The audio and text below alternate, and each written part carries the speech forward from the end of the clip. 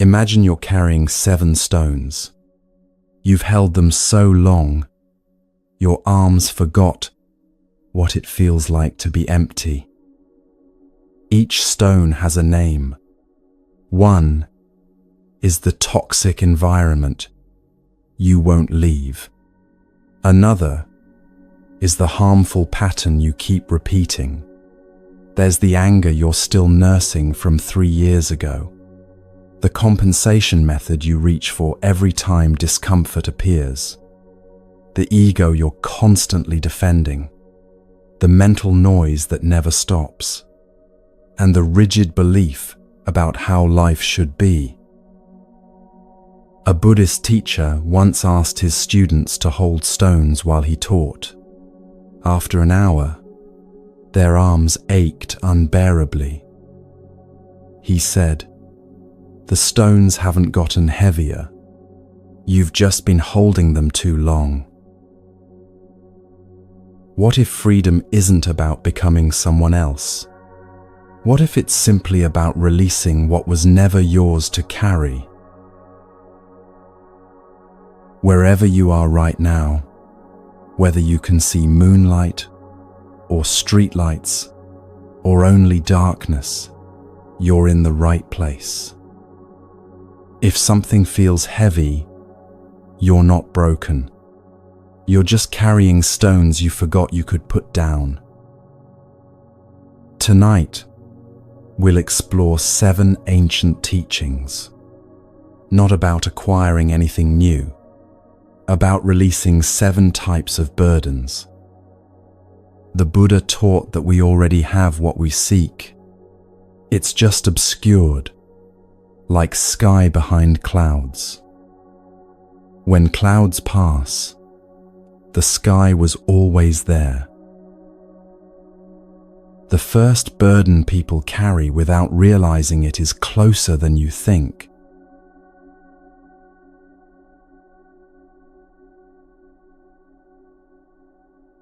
Your surroundings shape your inner state more than you realize.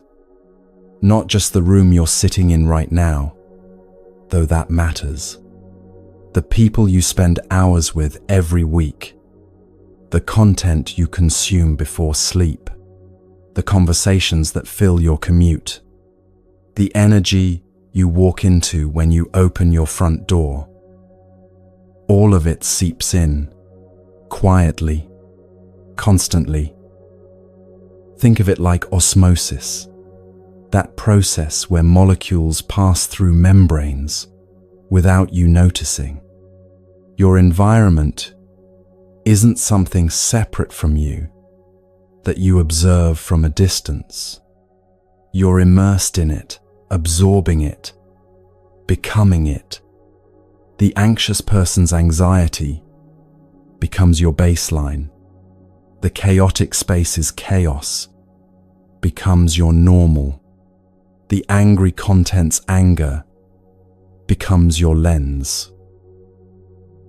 And because it happens slowly, you don't notice the shift until you're already swimming in completely different water than you intended. The Buddha said something direct about this. Association with the wise is wholesome. Association with fools is not. Sounds harsh until you translate it into modern terms. Who you spend time with becomes who you are.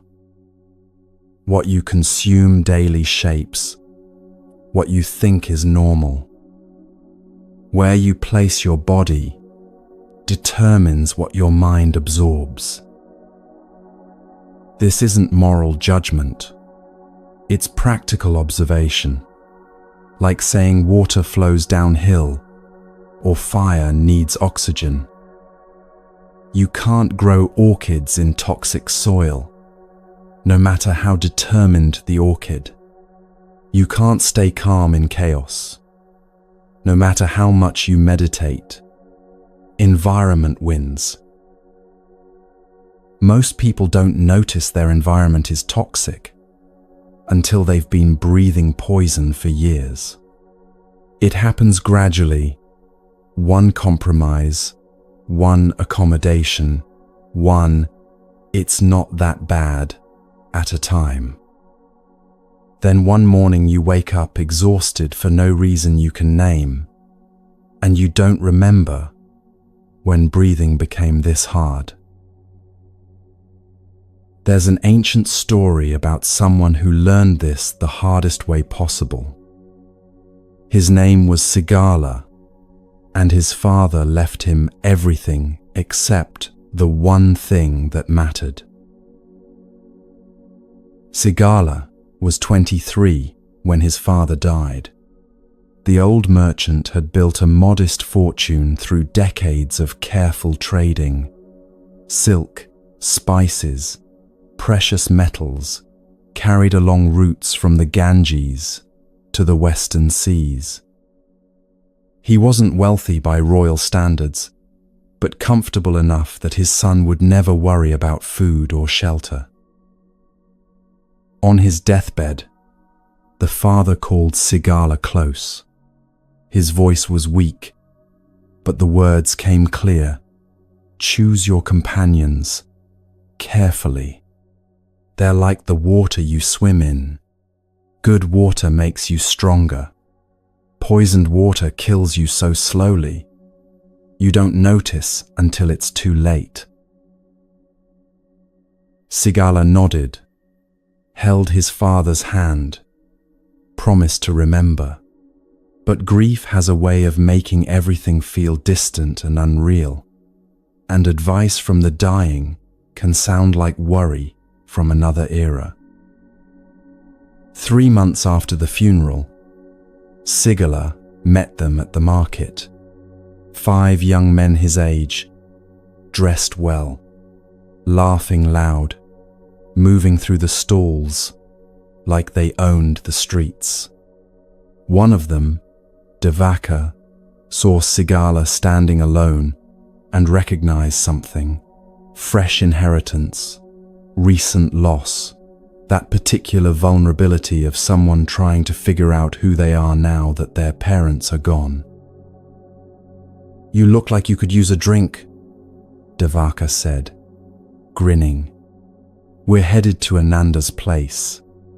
Best wine in the city, and the night's still young." Sigala hesitated, then thought, why not? His father had been cautious his whole life, and what had it gotten him? A modest house and an early death. Maybe it was time to actually live. That first night was intoxicating in ways that had nothing to do with wine. These men were confident, careless, magnetic. They told stories about narrow escapes and unlikely victories. They made plans that sounded ambitious and vague. Fortunes to be made, territories to explore, women to win, rivals to best. Everything felt possible in their company, and Sigala, who'd spent his whole life watching his father count coins and worry about weather, felt like he'd finally found his people. "You should host next time," Devaka said, as dawn broke and they stumbled into the street. "Your place is bigger than Ananda's, and you've got that courtyard. We could really make a night of it." Sigala agreed before he'd fully considered it.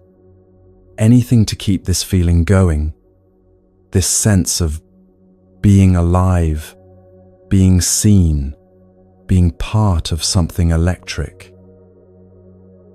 The gatherings became regular, every few nights, sometimes more. Sigala's home transformed into something his father wouldn't recognize. Loud music echoing off stone walls, oil lamps burning until dawn, servants exhausted from endless demands for food and drink. His new friends praised his generosity, called him brother, promised they'd do the same for him someday. "You're young," they'd say, when he occasionally hesitated at the cost of another feast. "Live a little. Money can always be made. But these nights, these are the memories that matter." And it was thrilling, for a while. The way they looked at him with approval when he paid for another round. The way strangers knew his name now. "Oh, you're Sigala, the one with the incredible parties." The way emptiness and grief got buried under noise and motion, and the constant presence of others. But mornings were different. Mornings meant waking to debris, broken furniture, wine stains on silk cushions, the house reeking of stale smoke and spilled food. Mornings meant headaches and a kind of exhaustion that sleep didn't fix. Mornings meant servants giving him looks he couldn't quite interpret. Pity, maybe, or disappointment, or just the tiredness of people who'd been up all night cleaning other people's messes. And mornings meant looking at the accounts his father had kept so carefully, watching the numbers shrink. Week by week, month by month, the inheritance bleeding out faster than he'd imagined possible. 6 months in, Sigala tried to slow down. "Maybe we take a break this week," he suggested when Devaka arrived at his door. "I need to sort out some business matters." Devaka's face shifted, just slightly, just for a moment, before the grin returned. "Business matters? Come on, that can wait. Ananda brought musicians from the north, and there's this woman. You have to see her dance. Don't turn boring on us now." The words stung more than they should have. Boring, like his father, cautious, worried, missing out on life's richness. So Sigala pushed his concerns aside and opened his door wider, let the noise flood back in, drowned his doubts in wine and company and the desperate need to not be left behind. A year passed, then another 6 months. The inheritance that was supposed to last a lifetime was nearly gone. Sigala's health had declined in ways he kept trying to ignore. Weight loss, persistent cough, sleep that never felt restful, no matter how many hours he managed. The house showed wear that no amount of cleaning could hide, cracks in the courtyard stones, furniture held together with rope, walls that needed repair he couldn't afford. His clothes hung loose on a frame that used to be solid. His hands shook slightly in the mornings before the first drink steadied them. He'd started avoiding mirrors because the face looking back belonged to someone older, hollower, more desperate than he remembered being. And his friends were always there, always suggesting one more gathering, one more gamble, one more investment in a venture that would definitely pay off this time, always reassuring him that things would turn around, that he just needed to relax, that his worry was what was really holding him back. Until the morning he woke to silence.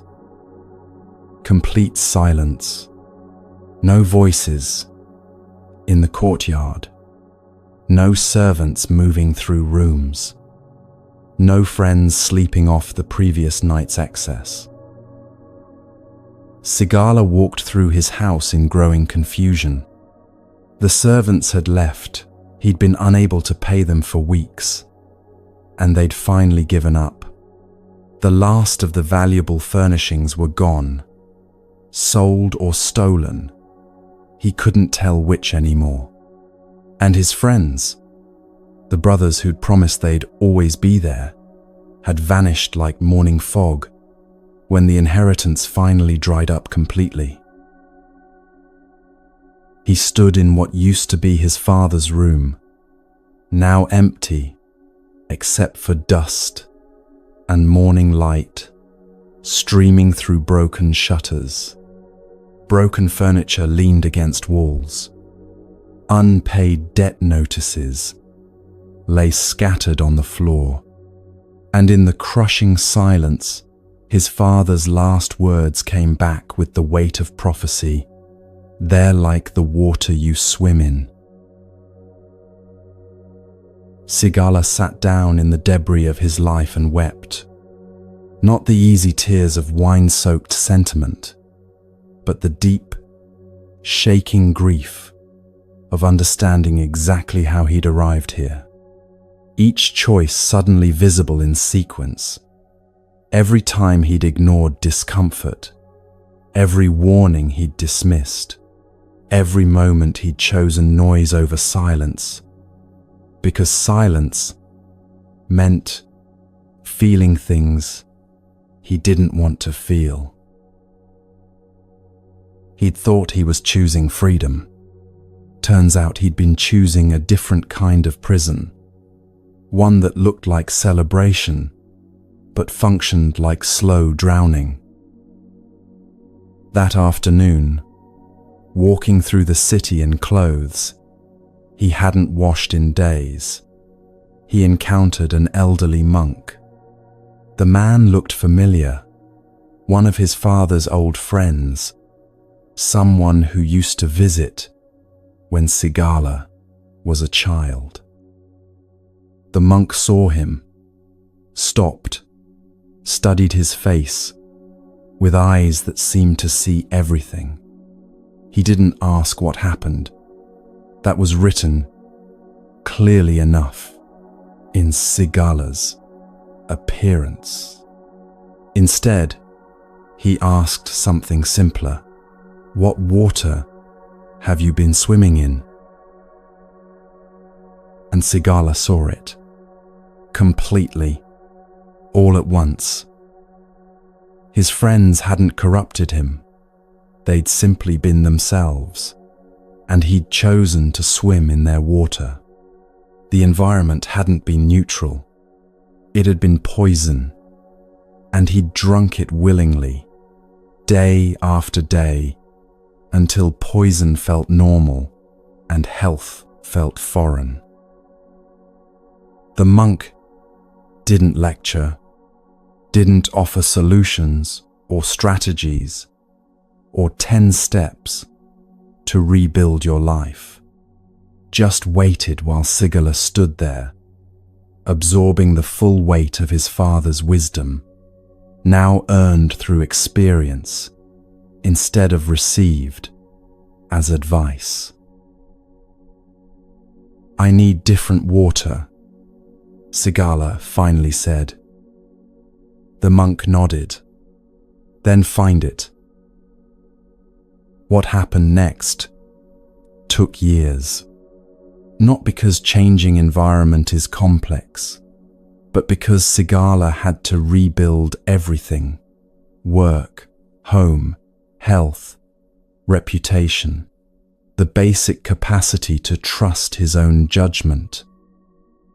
He moved to a smaller dwelling in a quieter part of the city, found work that required showing up daily, being reliable, earning trust slowly, started spending evenings with people who went to bed at reasonable hours, and woke up without regret, stopped going places that made him feel depleted by morning.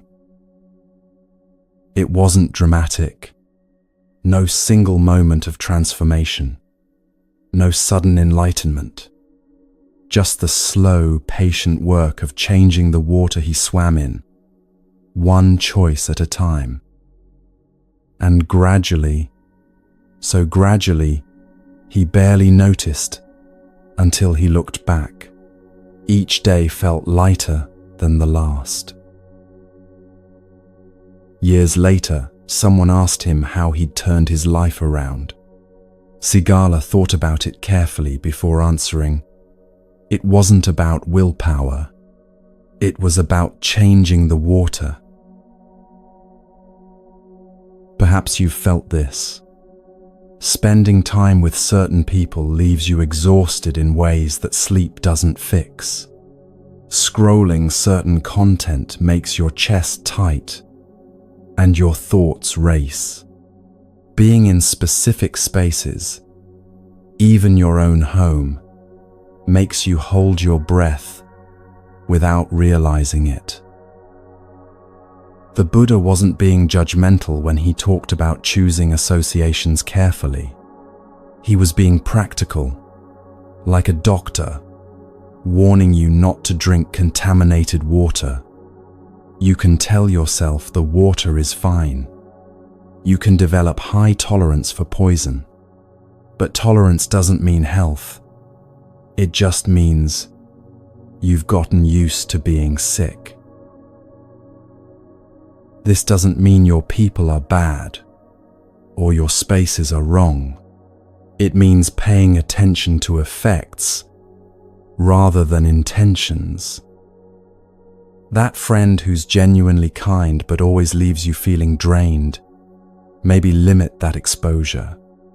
That news source that keeps you informed but also keeps you anxious, maybe consume it differently.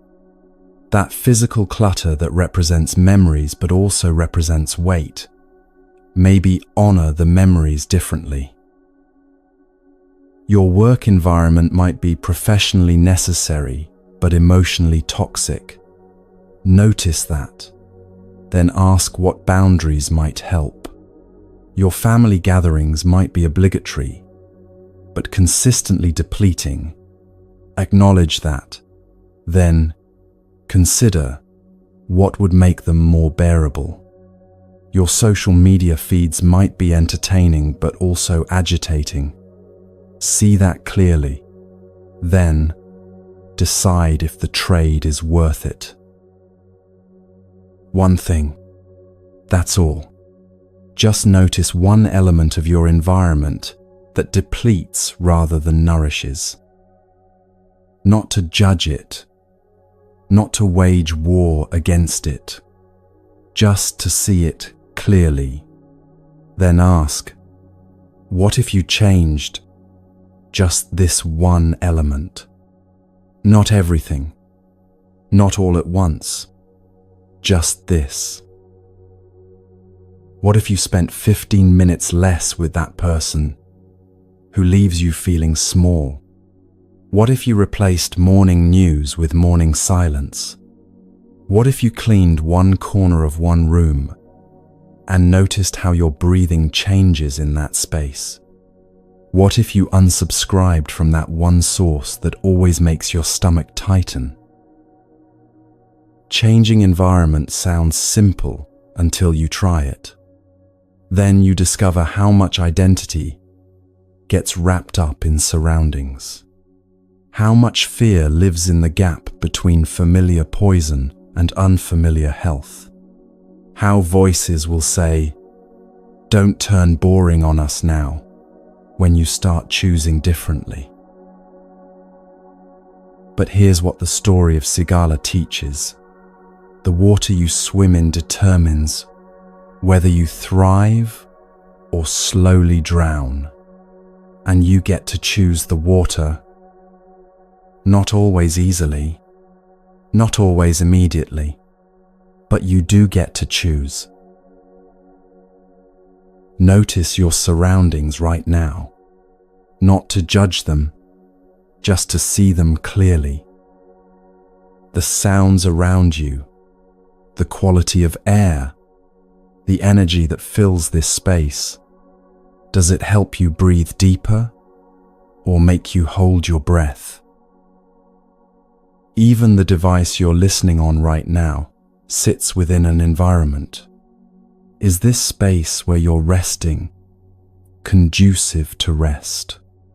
Or are you trying to find peace in a setting that works against peace?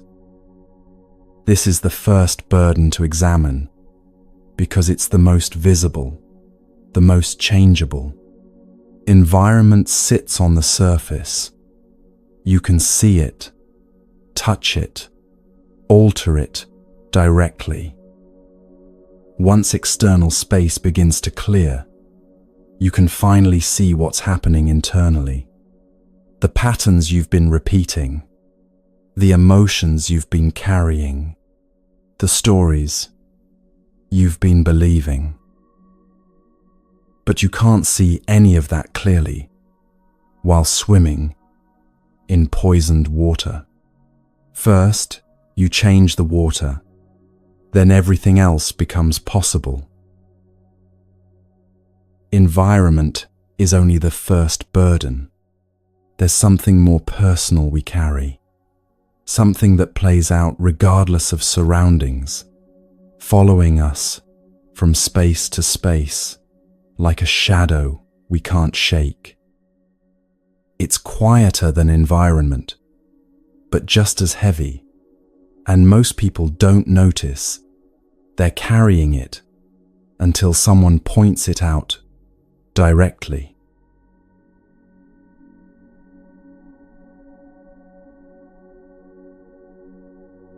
We're creatures of habit. Most of what you do each day happens without thinking. The route you walk, the words you say when someone upsets you, the way you react when plans fall apart. Patterns laid down years ago, still running quietly beneath awareness. Some of these patterns serve you well. Brushing teeth before bed prevents decay without requiring nightly negotiation with yourself about dental hygiene. Looking both ways before crossing streets keeps you alive without conscious effort. Saying thank you when someone helps you maintains relationships through automatic courtesy. These useful patterns are gifts from your past self to your present self. Good decisions made once that now run smoothly in the background, freeing up energy for things that actually need attention. But other patterns trap you, reaching for your phone the moment anxiety surfaces, speaking harshly to people you love when you feel hurt, eating until uncomfortably full when emotions become intense, avoiding difficult conversations until they become crises, saying yes when you mean no because disappointing others feels unbearable. These patterns formed for reasons, usually good ones at the time. The child who learned to stay quiet during parents' arguments developed a pattern. Conflict means danger. Silence means safety.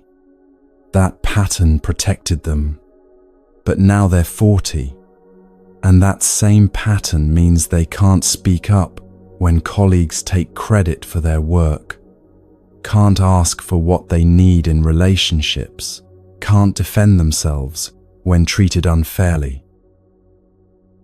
The protection became a prison. The thing that saved you at 7 now restricts you at 40. But it keeps running because patterns don't ask permission. They just repeat. The tricky part is that harmful patterns rarely announce themselves as harmful. They disguise themselves as virtue, necessity, identity. I'm not conflict avoidant. I'm peaceful. I'm not overworking. I'm dedicated. I'm not people pleasing. I'm kind. I'm not numbing. I'm practicing self-care.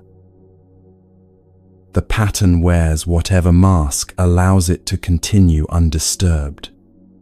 And you defend it, sometimes fiercely, because questioning the pattern feels like questioning yourself. A wandering ascetic once discovered this in the strangest way. His name was Ekapana, and he'd convinced himself that suffering was the path to purity.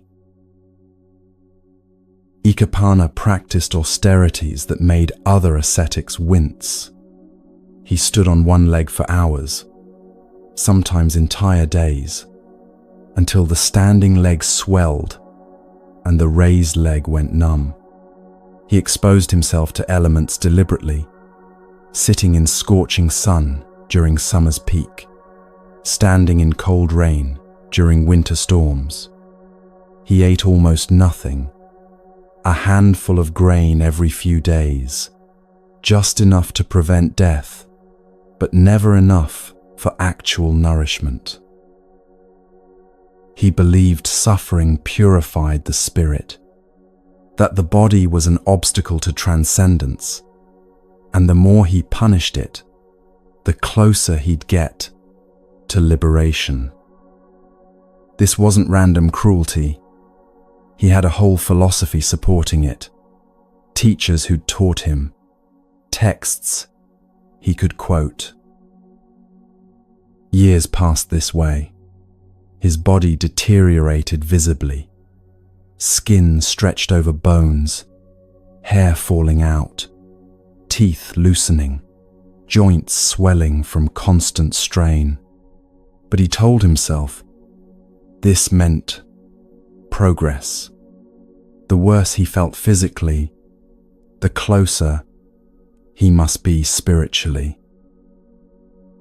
Other ascetics admired his dedication. "Look how much he endures," they'd whisper when he walked past, limping, eyes sunken, body trembling. Such commitment to the path. Their admiration fed the pattern.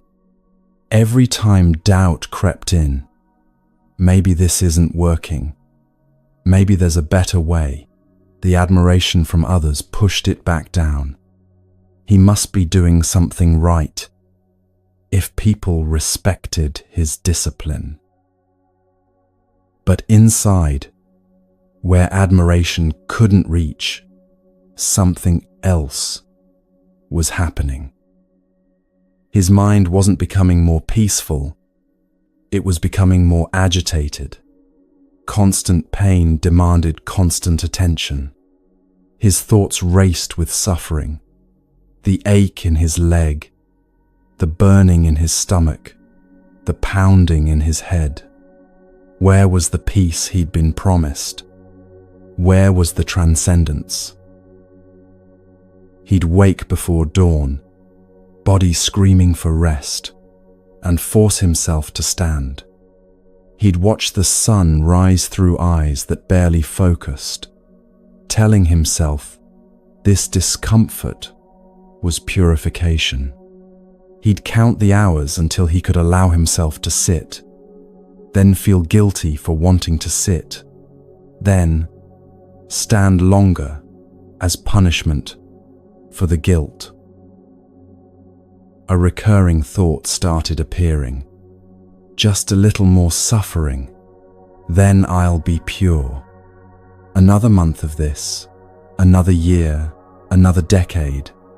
Surely, there was a threshold where enough suffering would flip some internal switch and peace would flood in. So whenever doubt arose, he intensified the austerities. Not working yet? Try harder. Stand longer. Eat less. Endure more. The pattern was established. Discomfort with the practice meant the practice needed intensifying, not questioning. Any sign that something was wrong became proof that he wasn't trying hard enough. 10 years into this, Ekapana's body finally gave out. He was walking between villages, or trying to walk, really more stumbling, when his vision went dark at the edges and his legs folded beneath him. He collapsed on the side of the road, too weak to stand, barely conscious. A village woman found him there. She'd been returning from the market with supplies and nearly stepped on what she thought was a pile of discarded rags before realizing it was a person. She knew who he was, the ascetic everyone whispered about, the one practicing such severe austerities. She also knew, looking at him now, that he was dying. She ran home and returned with a bowl of rice porridge. Simple food, nothing fancy, just rice cooked with water and a pinch of salt. She knelt beside him and held the bowl out. Ekapana's eyes focused on the bowl, steam rising from it, the smell of cooked grain. His stomach clenched with desperate hunger, but he turned his head away. "I don't eat such food," he whispered. "It's indulgence." The woman studied his face, the pride still visible, even as his body shut down. She didn't argue, didn't try to convince him, or explain why he was wrong. Just placed the bowl beside him on the ground and walked away. Hours passed. Ekapana lay there, staring at the bowl. Sun moved across the sky. Shadows lengthened, and the bowl sat there, steam long since dissipated, porridge cooling. His mind produced every justification for not eating it. This was a test of discipline. 10 years of practice shouldn't be abandoned for one moment of weakness. Suffering was the path. He'd committed to this. Other ascetics respected this. Turning back now would mean all those years were wasted. But underneath the justifications, a quieter voice. "You're dying." Not dying metaphorically, not dying to the ego, actually dying. Your body is shutting down, and when you're dead, there's no more path to walk. He thought about his teacher, the one who'd first shown him these practices. That teacher had been skeletal too, had died young after pushing his body past all reasonable limits. Everyone had called it a holy death. But lying here now, Ekapana wondered, what if it was just death? What if suffering until you die isn't transcendence, just suffering until you die? Finally, from sheer weakness, more than decision, Ekapana reached out.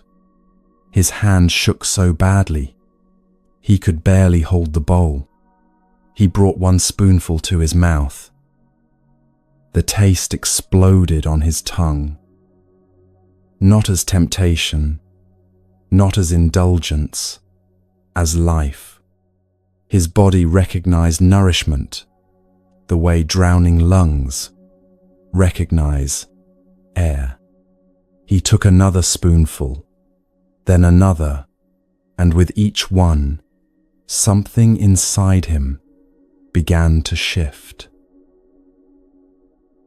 Not his body just desperately absorbed the food it needed, but his mind, as strength trickled back, as his vision cleared slightly, as the fog of starvation began to lift, he could suddenly see the pattern clearly.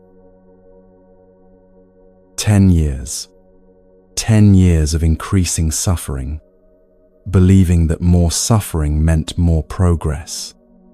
10 years of his body begging him to stop, and him interpreting those pleas as obstacles to overcome rather than wisdom to heed. 10 years of confusing self-destruction with self-transcendence. "I've been punishing the body as if it were the enemy," he said aloud to no one. But the body wasn't the enemy. The pattern was. He'd taken a genuine teaching, discipline, restraint, non-attachment to comfort, and twisted it into something harmful. Then defended that harmful version so thoroughly for so long that it became his identity. He wasn't Ekapana who practices discipline.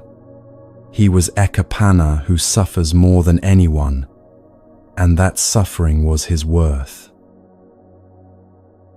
The pattern broke in that moment, not because he decided to abandon practice, but because he finally saw that what he'd been calling practice was actually just repetitive harm, wearing practice's clothing. Recovery took months. He stayed in that village, accepting the help he'd spent years refusing. The woman who'd brought the porridge let him stay in a small hut behind her house. She fed him carefully, small amounts at first, gradually increasing as his body remembered how to process food. And Ekapana began a different kind of practice: nourishment and discipline, rest and effort, care for the body and care for the mind, not punishing himself to achieve peace, but creating conditions where peace could actually arise. He sat in meditation, but ate regular meals. He practiced restraint, but slept full nights. He cultivated discipline, but listened when his body needed rest. And slowly, the agitation that 10 years of torture couldn't touch began to settle. Within months, what had eluded him through 10 years of torture arrived through balance, not the transcendence he'd imagined, something quieter and more stable, actual peace, not the exhausted numbness he'd been mistaking for peace. Years later, when people asked about his transformation, he said something that confused them. The harmful pattern wasn't the seeking. It was believing harm equaled progress. Maybe you recognize this pattern in different clothing, not extreme austerities, but the modern versions we rarely question. The person who works 70-hour weeks and calls it dedication, ignoring that their health is declining, their relationships are dying, and they're too exhausted to remember why they wanted success in the first place. The pattern says, more work equals more worth. The body says, please stop. The pattern wins, year after year. Or the person who says yes to everyone, taking on responsibilities they don't want, helping people who don't appreciate it, exhausting themselves to be seen as kind. The pattern says, other people's needs matter more than yours. The exhaustion says, this isn't sustainable. The pattern wins, relationship after relationship. Or the person who numbs every uncomfortable feeling with whatever's available: food, shopping, scrolling, substances, busyness. The pattern says, discomfort is the enemy. Avoid at all costs. The growing emptiness says, something's wrong. The pattern wins, day after day. Or the person who exercises obsessively, calling it health, while ignoring injured joints and depleted energy. Or the person who pursues self-improvement relentlessly, reading every book, attending every workshop, never pausing to notice they're already enough. Or the person who maintains perfect order in their home while their inner life remains chaotic and unexamined. Each started sensibly, usually as protection or coping. Working hard prevents poverty. Being kind prevents rejection. Avoiding pain prevents suffering. Exercise maintains health. Self-improvement enables growth. Organization creates calm. All true at first, when used appropriately. But patterns don't stop when circumstances change. They just keep running. The person who needed to work hard to escape poverty keeps working hard decades after financial security arrived. The child who needed to please difficult parents keeps pleasing everyone decades after leaving home. The teenager who numbed unbearable feelings keeps numbing in a life that's actually bearable now. The pattern continues past its usefulness because it's become identity, not strategy. This is who I am. This is how I operate. People know me as someone who... And here's what makes patterns so persistent. They feel true. When you're inside the pattern, it doesn't feel like a pattern. It feels like reality.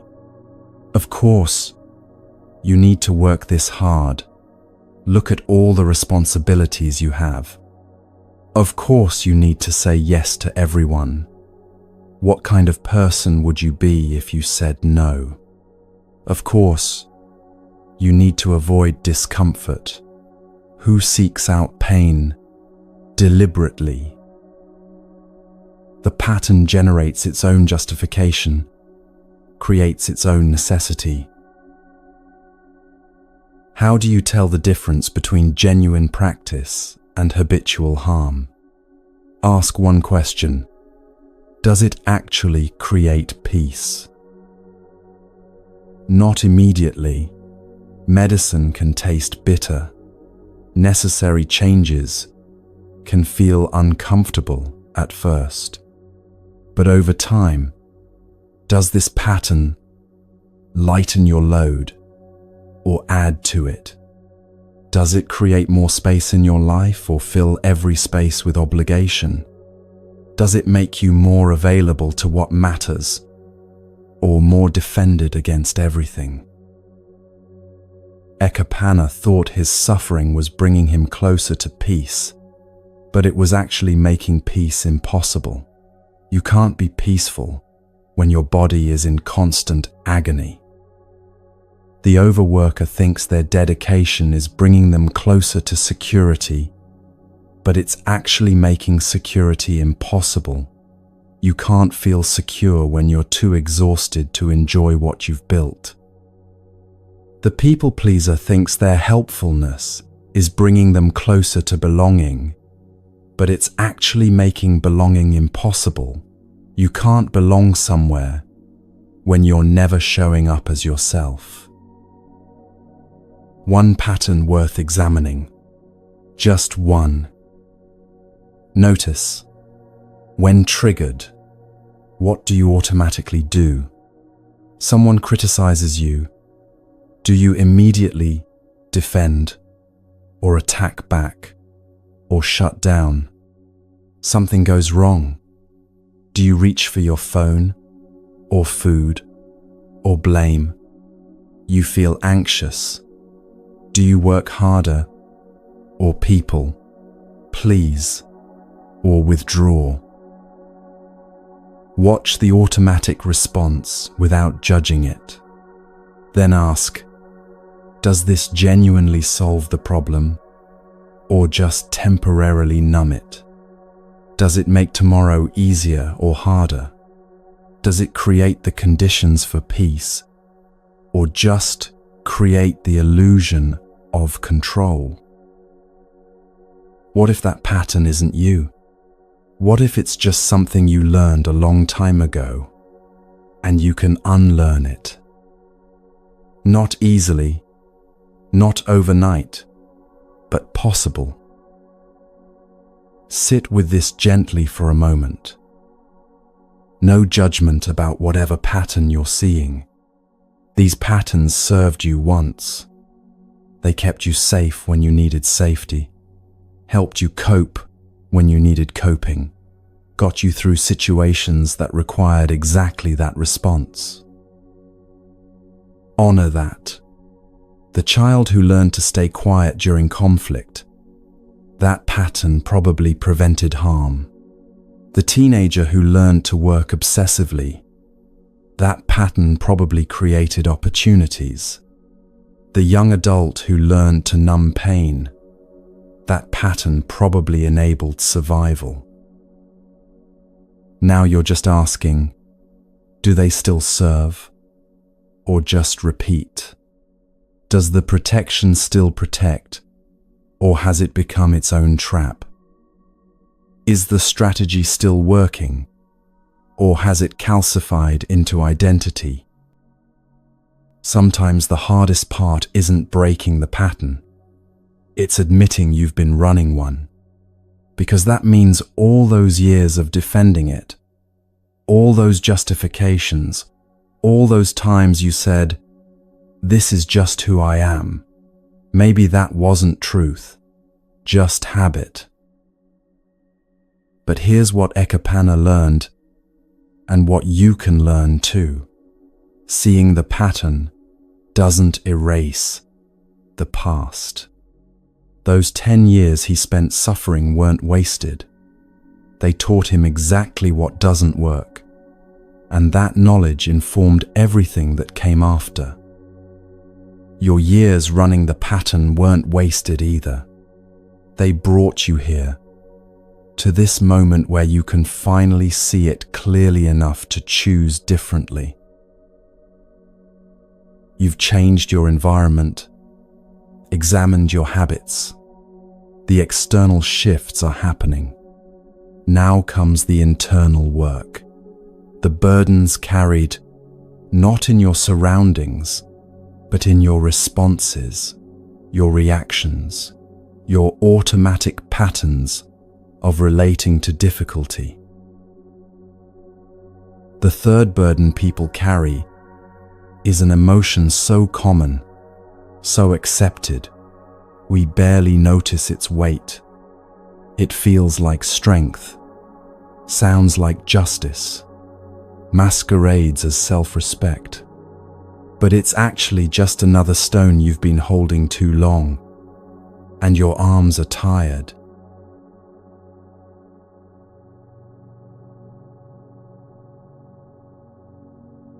Anger feels like strength, like finally standing up for yourself, defending your boundaries, refusing to be walked over anymore. It feels like fire in your chest, clarity in your mind, righteousness fueling your words. It feels like power, but it's actually exhaustion, wearing power's mask. Every moment you spend in anger, your body floods with stress hormones.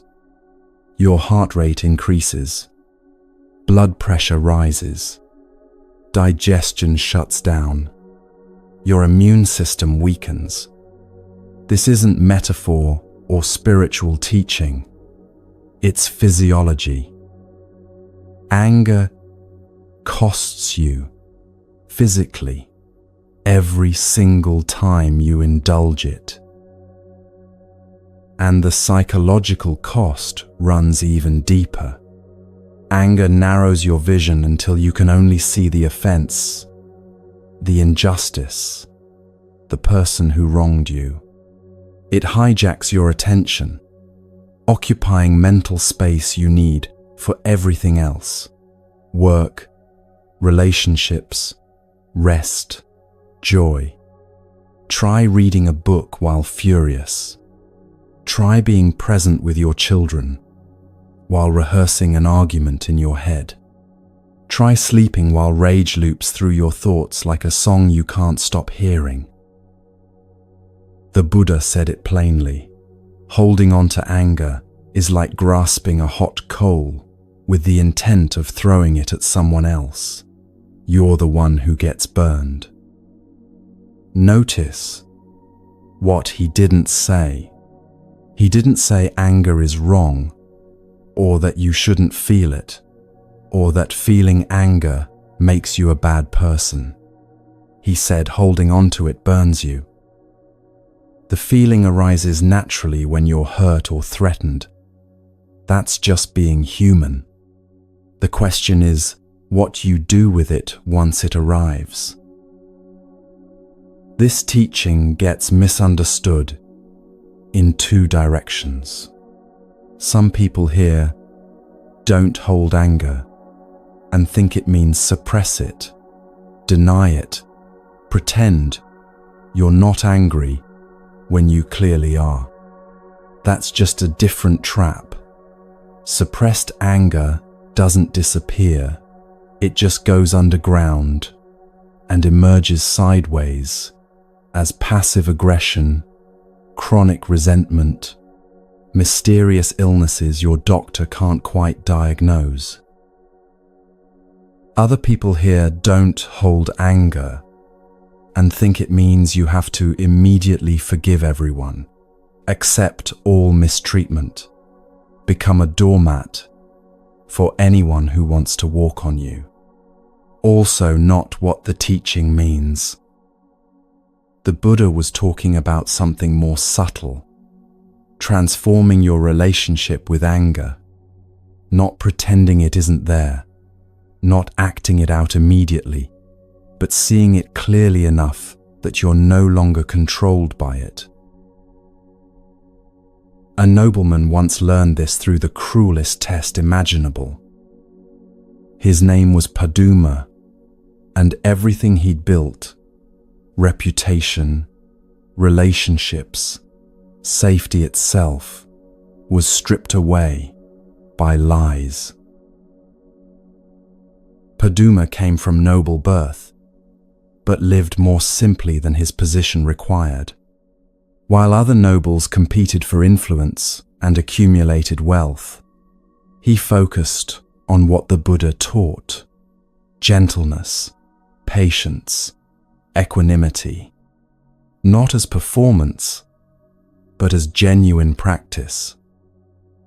When servants made mistakes, he responded with understanding rather than punishment.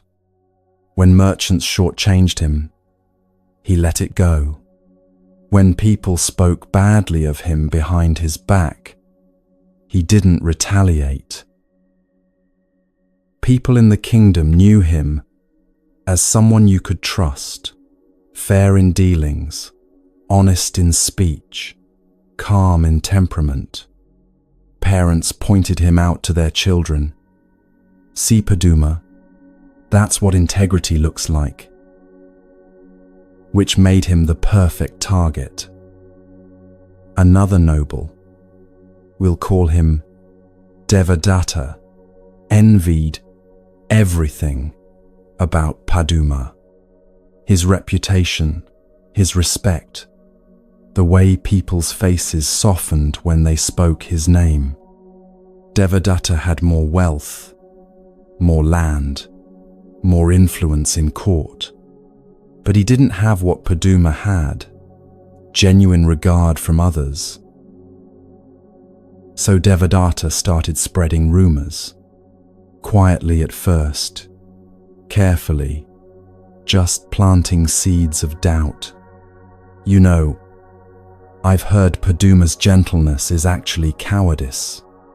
Someone told me he avoids conflict because he can't handle it, not because he's noble.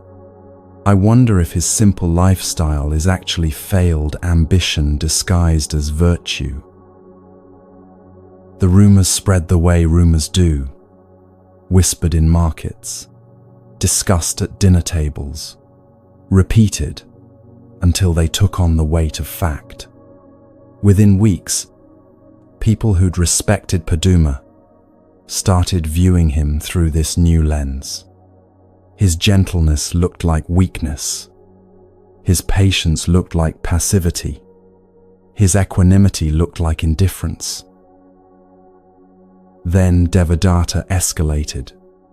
He started saying Paduma was dishonest in business dealings, that he cheated merchants, that his reputation for integrity was carefully constructed fraud. None of it was true, but truth doesn't matter once rumor gains momentum. People who'd once honored Paduma now crossed the street to avoid him. Merchants refused his business. Former friends stopped visiting. Some even mocked him openly in the streets. There goes the coward. Look, the fraud. How's your fake virtue today? Paduma's family was horrified. His brother came to him furious. You have to fight back. Defend your name. Destroy Devadatta's reputation the way he's destroying yours. You have resources. You have truth on your side. Use them. His sister pleaded, at least tell people what's really happening. Explain that these are lies. You're letting him win by staying silent. And Paduma felt it. The anger they wanted him to feel. It was there, rising in his chest like fire, hot and justified and demanding action. Everything in him wanted to lash out, to defend himself, to make Devadatta suffer the way he was suffering. But instead of acting on it, he observed it. He noticed the heat in his chest, the tightness in his jaw, the way his hands wanted to clench into fists, the thoughts rushing through his mind, plans for revenge, imagined confrontations, ways to publicly humiliate Devadatta. He acknowledged it all. Yes, anger is here. Of course it is. I'm being lied about. My reputation is being destroyed. People I thought were friends have turned on me. Anger makes sense. And then he asked himself something his family wasn't asking. If I act from this anger right now, what actually happens? He could see it clearly. If he retaliated with his own rumors about Devadatta, Devadatta would respond with worse rumors about him. If he confronted Devadatta publicly, it would become a spectacle people would gossip about for months, with both their reputations suffering. If he defended himself aggressively, it would look like exactly what Devadatta had accused him of being, someone whose gentleness was just a mask. Anger answered with anger creates an endless cycle. Both people get burned, and the fire spreads to everyone around them. Meanwhile, Devadatta wasn't finished. Seeing that his rumors were working, he took it further. He went to the king with an elaborate story.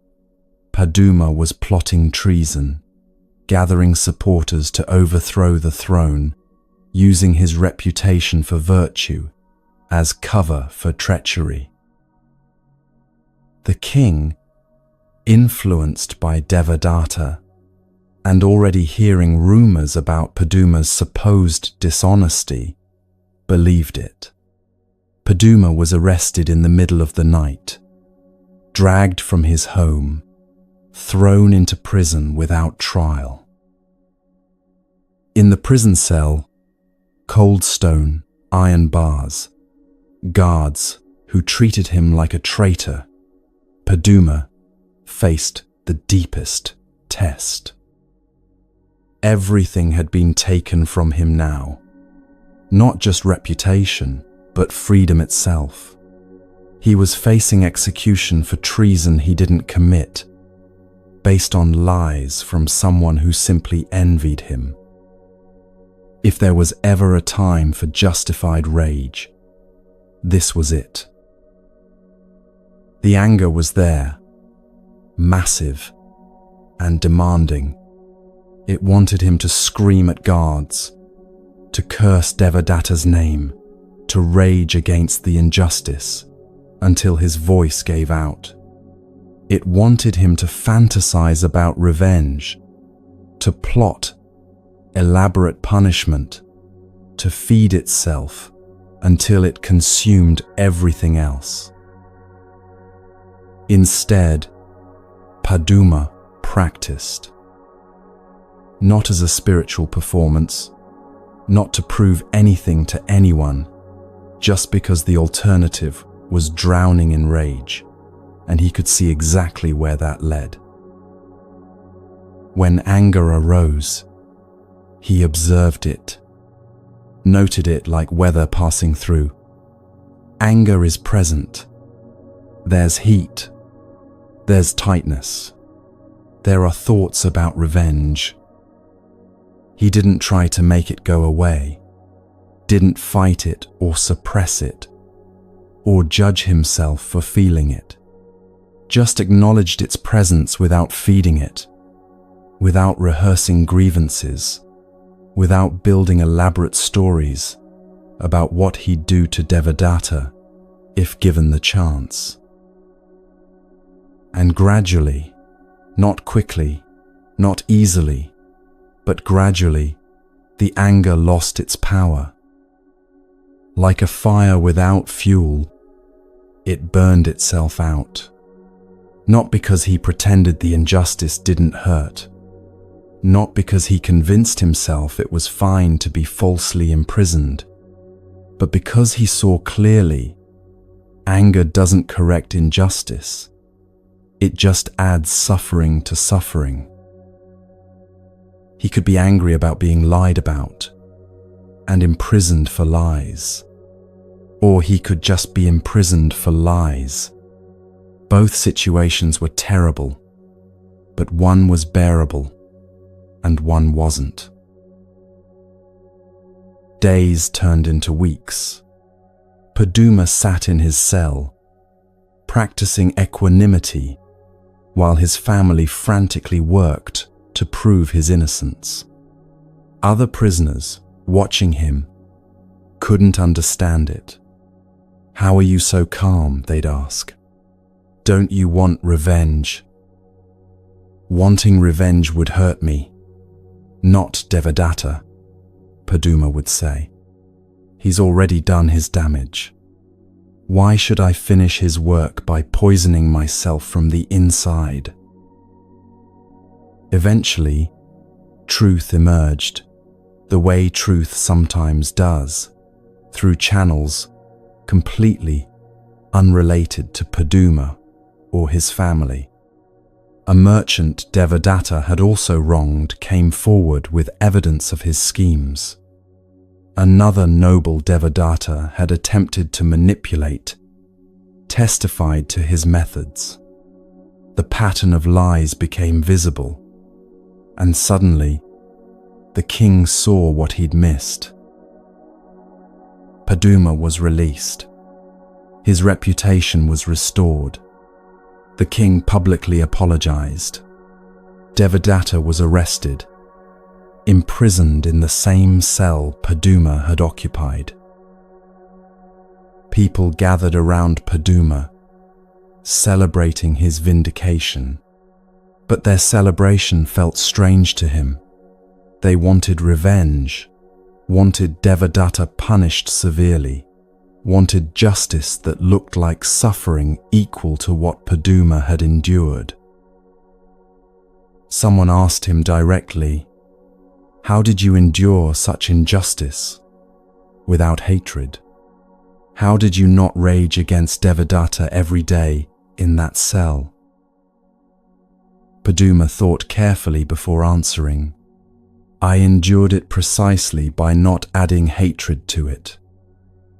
Devadatta added suffering to my life with his lies.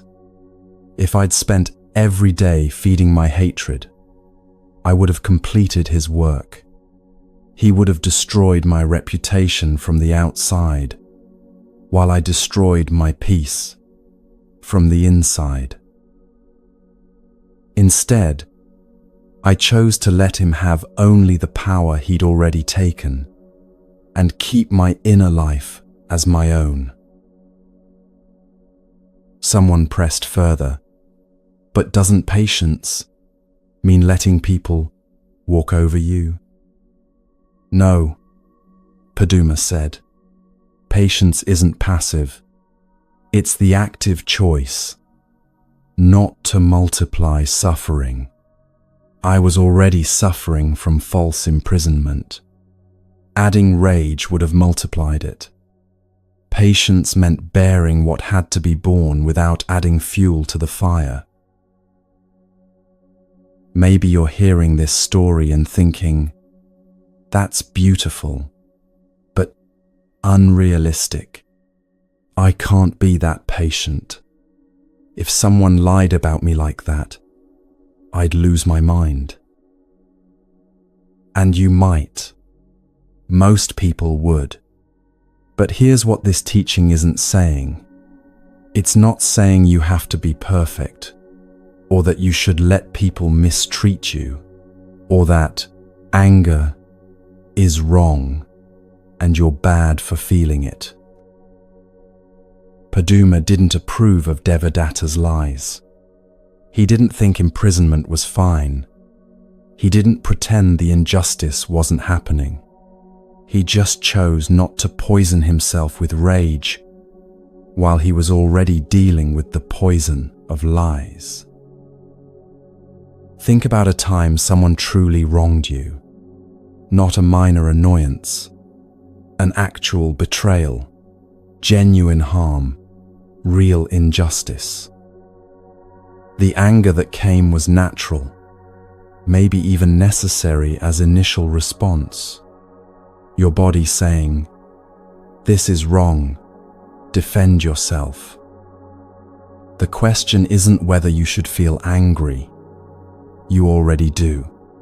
The question is, what do you do with that anger once it arrives? You have 3 options. First option, feed it. Rehearse the grievance repeatedly in your mind. Tell everyone who listen about what this person did. Plan elaborate revenge scenarios you'll probably never act on. Check their social media to see if they're suffering enough. Bring it up in conversations that have nothing to do with it.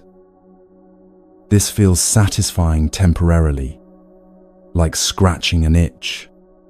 But the itch gets worse the more you scratch.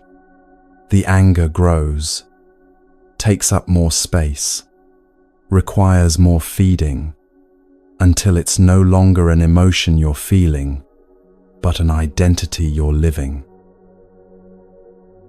Second option, fight it. Suppress the anger, deny it. Tell yourself, spiritual people, don't feel rage. Shame yourself for the very human response you're having. I shouldn't be angry. Anger is bad. I should forgive and move on. This looks like patience, but it's just repression with better PR. The anger doesn't go away, it just goes underground, emerging as passive aggression, mysterious health problems, sudden explosions over minor things months later. Third option, acknowledge it without acting from it. Feel the heat without becoming the fire. Notice anger is present the way you'd notice weather. It's raining. Doesn't mean you have to stand in the rain or pretend it's sunny. Just means you acknowledge current conditions. I feel angry is different from I am my anger. This person hurt me and I'm furious about it is true. Therefore, I must act on this fury immediately doesn't follow. Next time anger arises, and it will, because you're human, and humans get angry, try this. Pause before responding. Not a long pause, just enough to create space between feeling and action. Could be 3 breaths, could be 3 minutes, could be 3 hours, if the situation allows. During that pause, notice where anger lives in your body. Is it heat in your chest, tension in your jaw, tightness in your shoulders, shaking in your hands? Just notice. Don't judge. Then ask, if I respond from this anger right now, what grows? If I wait until I'm clear, what becomes possible? Sometimes the answer will be, I need to respond now. This is urgent. Waiting isn't safe. Fine, respond. But you'll respond from awareness rather than pure reaction. And there's a difference. More often you'll see, responding from rage will make things worse, not better. Will multiply suffering rather than solve it. Will burn me along with whatever I'm trying to throw this hot coal at. This isn't about being perfect. You'll still get angry, still sometimes react before you've paused, still feed the anger occasionally when you meant to just acknowledge it. The practice isn't perfection. It's reducing the damage you cause yourself with your own rage. Take a breath right now. This is difficult teaching, maybe the hardest so far. Because patience with others requires patience with yourself first. Notice, how do you speak to yourself when you make mistakes? When you fail at something, miss a deadline, say something stupid, hurt someone unintentionally, what's the inner voice like? Is it harsh, cruel? More vicious than you'd ever speak to anyone else? That's where patience practice actually begins.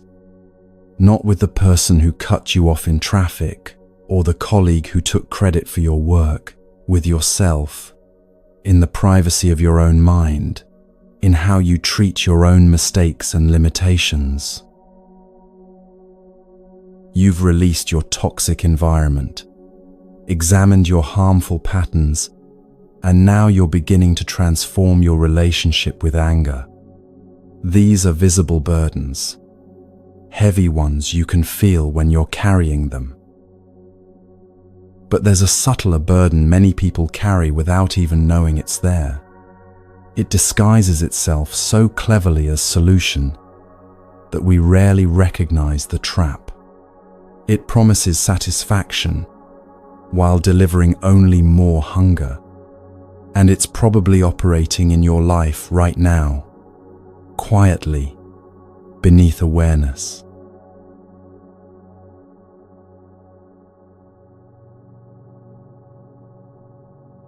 Modern life creates a specific kind of void, not the dramatic emptiness of tragedy or loss, but something quieter, more persistent, a chronic, low-level dissatisfaction that most people learn to live with the way you learn to live, with background noise.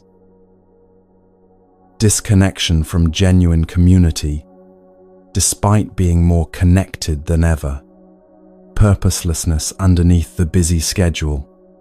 The nagging sense that something's missing, even when nothing obvious is wrong.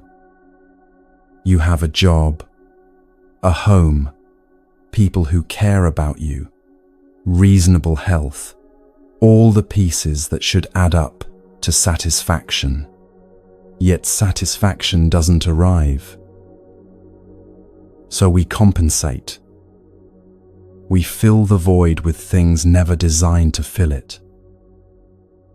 Shopping, when you're not looking for anything specific, just looking. Scrolling, when you're not seeking information, just scrolling.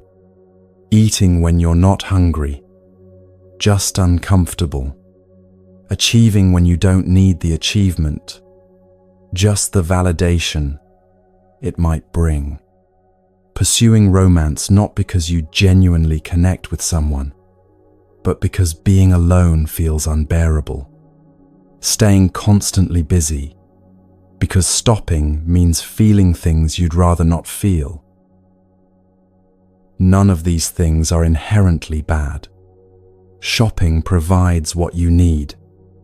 Internet contains useful information. Food nourishes your body. Achievement accomplishes real things. Romance brings genuine connection. Productivity moves life forward. They become problems when you use them to avoid feeling the void, instead of addressing what created it. The Buddha identified this pattern 2,500 years ago, craving as response to dissatisfaction. Not the craving itself as the problem, but what drives it. When there's a hole inside, you keep trying to fill it from the outside, but outside things can't fill inside holes. They just temporarily cover them. Don't judge the craving. Understand what it's trying to fix. What uncomfortable feeling are you trying to avoid by reaching for that thing right now? There's a teaching story about someone who tried every compensation method available and discovered something that changed everything. Her name was Parna, and she was born into wealth most people only imagine. Her father was a merchant who'd built a fortune through decades of successful trade, and Panna, his only child, inherited not just money, but access to everything money could buy. Fine silk clothes in every color, embroidered with gold thread, jewelry that caught light and held it, rubies, sapphires, pearls from distant seas, perfumes blended specifically for her by expert craftsmen, food prepared by cooks who'd trained for years to perfect each dish, entertainment whenever she wanted it, musicians, dancers, storytellers, servants who anticipated her needs before she voiced them. People envied her. If I had what she has, they'd say, I'd never be unhappy again. But underneath everything she possessed persistent emptiness lived. Not dramatic or overwhelming, just always there, like a low hum you stop noticing until you're trying to sleep, and suddenly it's the only thing you can hear. So she tried filling it. If more possessions had made her happy before, maybe more possessions would make her happier now. More clothes, though her closets were already full. More jewelry, though she rarely wore what she had. More experiences.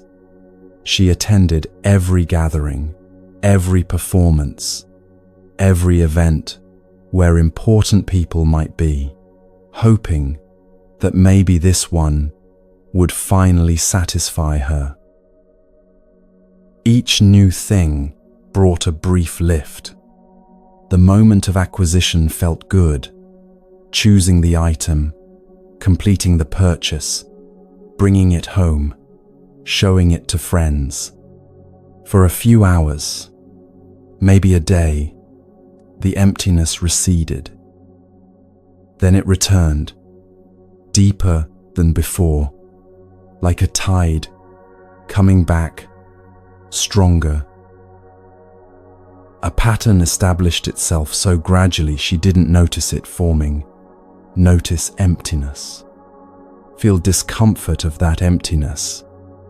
Acquire something new. Feel briefly better. Emptiness returns deeper. Repeat. Her room filled with things she'd bought once and never touched again. Expensive instruments she'd intended to learn but hadn't. Books she'd meant to read but didn't. Art she'd purchased because owning it felt important, not because she actually loved it. Each item represented a moment when she'd thought, "This will make me happy." None of them had. Her schedule filled with engagements that left her exhausted, but unable to stop accepting invitations. Dinners with people she didn't particularly like. Performances she attended because being seen there mattered more than enjoying them.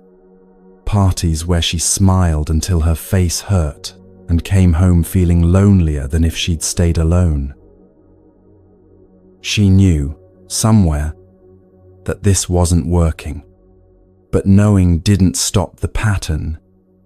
It just made her feel worse about continuing it. "What's wrong with me?" she'd think. "I have everything. Why isn't it enough?" Then one day, her father hired an elderly woman to help clean their home.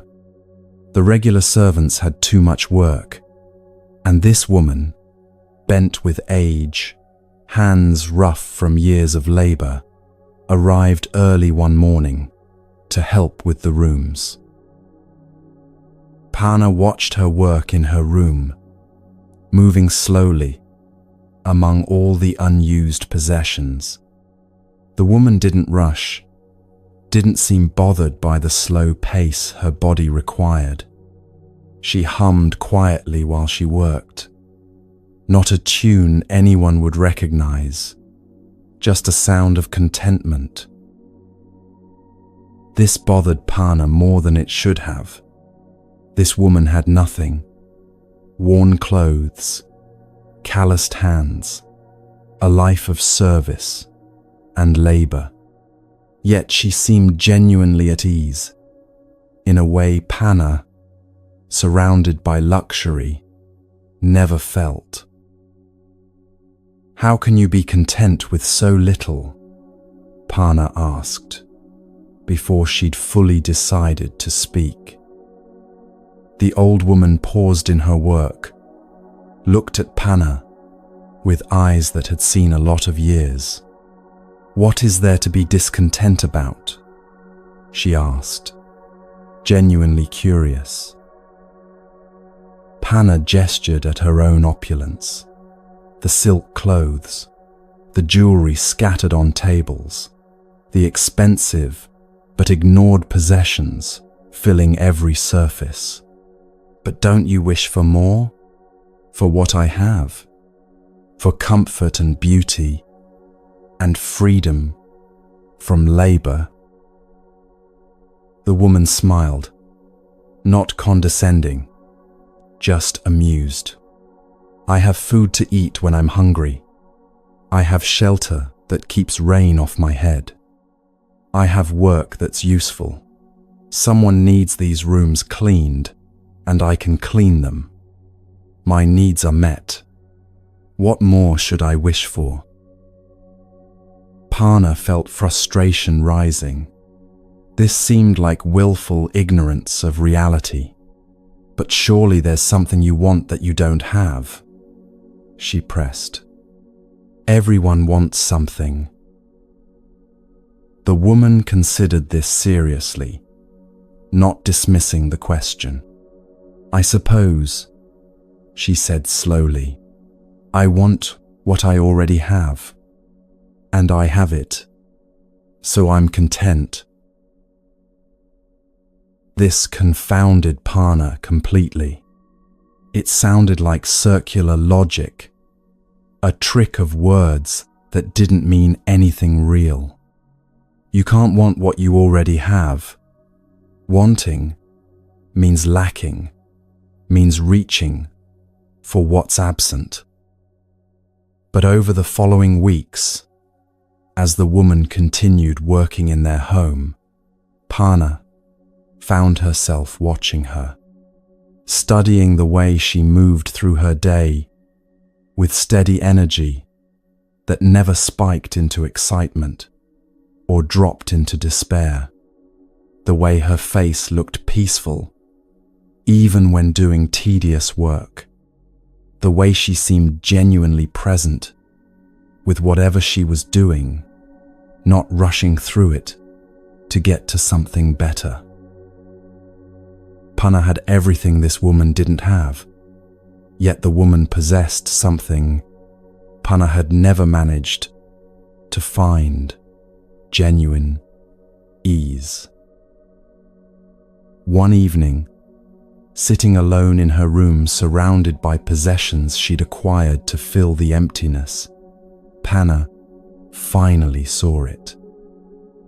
Contentment wasn't the result of fulfilling endless wants.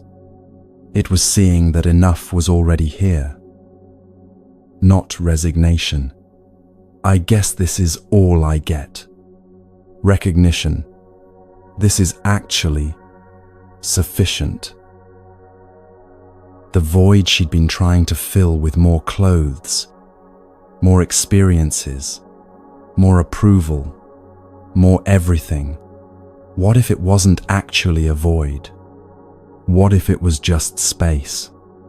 Open space for being, for existing, without constantly needing to acquire or achieve or become something other than what she already was. She began practicing something simple.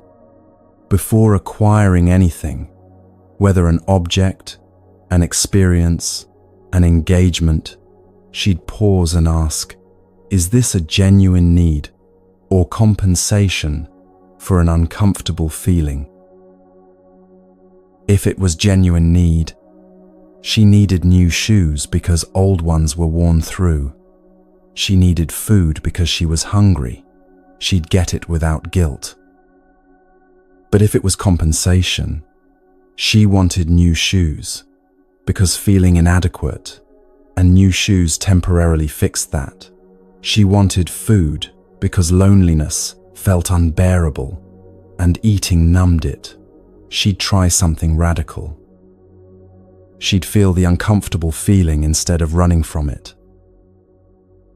Just for 60 seconds, just to see what happened. The first time she tried this, it felt nearly impossible. The emptiness arose, sharp and demanding. Her hand reached for her purse automatically, ready to go acquire something, anything. But she stopped herself, sat with the emptiness, felt it fully without trying to fix it. 60 seconds felt like an hour. The emptiness sat in her chest, heavy and uncomfortable, but it didn't destroy her. It was bearable, just barely, if she didn't fight it.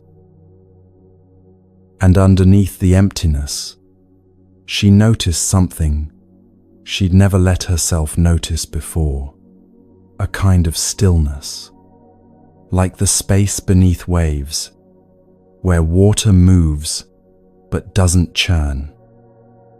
The void she'd been trying to fill revealed itself not as lack, but as openness, room for being, not emptiness, requiring filling. She didn't transform overnight. Old patterns don't break easily.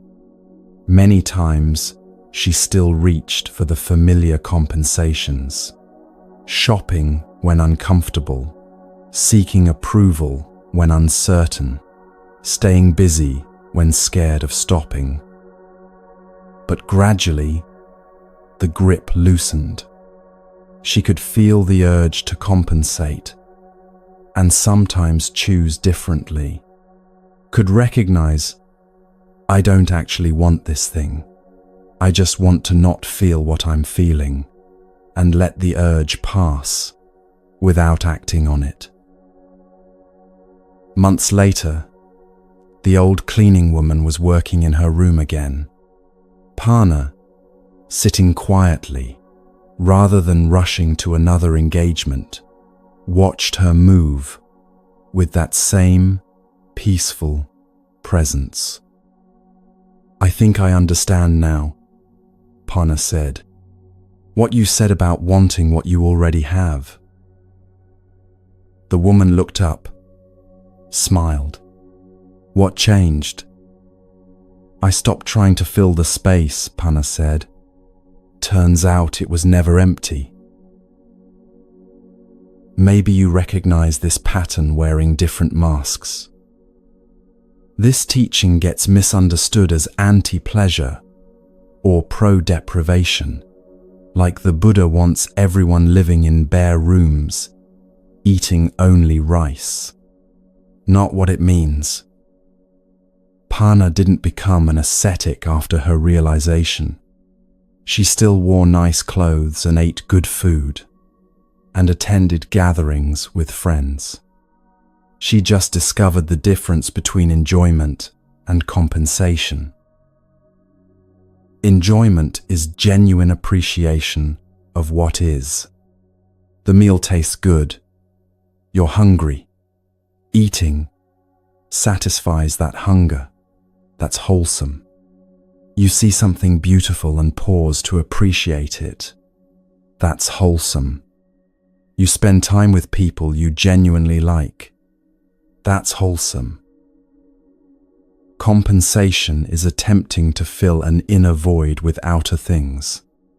You're not hungry, but you eat because loneliness feels unbearable and food temporarily numbs it. You don't need anything, but you shop because feeling inadequate is painful, and acquiring things briefly makes you feel better. You don't want to go out, but you do, because sitting alone with your thoughts is terrifying. Same action, eating, shopping, socializing, completely different motivation, completely different result. Modern culture is literally designed to keep you compensating. Every advertisement tells you you're insufficient without this product. Every algorithm promises the next video will finally satisfy you. Every upgrade, every new feature, every limited time offer says the same thing. You're not enough as you are, but this purchase might fix that. And it works because we believe it. Not consciously. Consciously you know that buying new shoes won't solve your existential crisis. But the compensation pattern runs deeper than conscious thought. It operates automatically. Discomfort arises. Reach for familiar fix. Discomfort temporarily recedes. Pattern reinforced. Notice the distinction in your own life. Eating a meal because you're hungry and food tastes good, that's eating.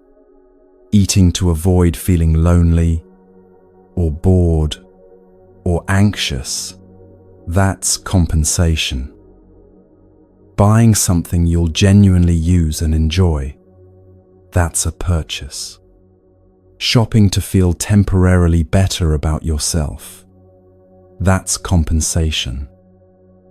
Checking your phone because someone messaged you, that's communication. Scrolling because you can't sit with your own thoughts for 30 seconds, that's compensation. Working because the work matters and you're engaged with it, that's productivity. Working constantly because stopping means facing things you'd rather avoid, that's compensation. The action looks the same from outside. The difference is internal. What's driving it? What it's trying to fix? What it actually accomplishes? What do you reach for when uncomfortable feelings arise? Not to judge yourself for it. Everyone has compensation methods. They're how we survive difficulties we weren't equipped to handle differently. Just to see it clearly. To notice the pattern operating instead of being operated by it without awareness. Then experiment. Next time the urge arises, to shop, to eat, to scroll, to work, to seek approval, whatever your particular method is, pause. Just for 60 seconds, feel the uncomfortable feeling you're trying to avoid. Not forever, not as a test of endurance, just long enough to notice the discomfort is bearable. Unpleasant, yes, but bearable. And underneath it, there might be something worth paying attention to. Maybe loneliness is pointing to need for genuine connection, not distraction. Maybe anxiety is pointing to something actually wrong that needs addressing, not numbing. Maybe boredom is pointing to lack of genuine engagement with life, not need for more entertainment. Or maybe there's just space there, open, available space that doesn't need filling, just allows being. What if your compensation methods aren't personality traits, but just habits responding to difficulty? I'm a stress eater. Sounds like identity, but it's really just, when stressed, I learn to eat for comfort. That's a habit, not your nature. Habits can change. I'm a workaholic. Sounds like identity, but it's really, when uncomfortable feelings arise, I learn to stay busy. That's a pattern, not who you are. Patterns can shift. I'm addicted to my phone sounds like identity, but it's really, when bored or anxious, I learned to scroll for relief. That's a compensation method, not your essence. methods can be replaced. This teaching requires gentleness you might not be used to offering yourself. We've all developed compensation methods. They helped us survive situations where we didn't have better tools. The teenager who learned to cope with family chaos by staying busy at school, that pattern served them. The adult still staying busy 20 years later when there's no chaos to escape, the pattern is just repeating now, no longer serving. Now you're asking, do they still serve or just distract? Do they genuinely satisfy or just temporarily cover what needs attention? Finding contentment doesn't mean wanting nothing, feeling nothing, becoming some enlightened being who floats above human needs and desires. It means recognizing that underneath the endless craving for more, enough is already here. You can want things, can pursue goals, seek experiences, improve circumstances. The difference is whether you're reaching from emptiness or from enoughness. Whether you're compensating for lack or genuinely engaging with life. You've released your toxic environment. You've examined your harmful patterns. You've begun transforming anger into patience. And now you're seeing how compensation methods have been operating, all the ways you've tried to fill from the outside what can only be recognized from the inside. These are the visible burdens, the ones you can name and point to. But there's something more fundamental operating beneath all of them, so fundamental to how you move through the world that it feels like reality itself, rather than one way of relating to reality. The fifth burden is woven so deeply into your sense of self that noticing you're carrying it requires a shift in perspective most people never make. It's not your environment or your patterns or your emotions or your cravings. It's the lens through which you interpret everything that happens, and it's exhausting in ways you've stopped noticing.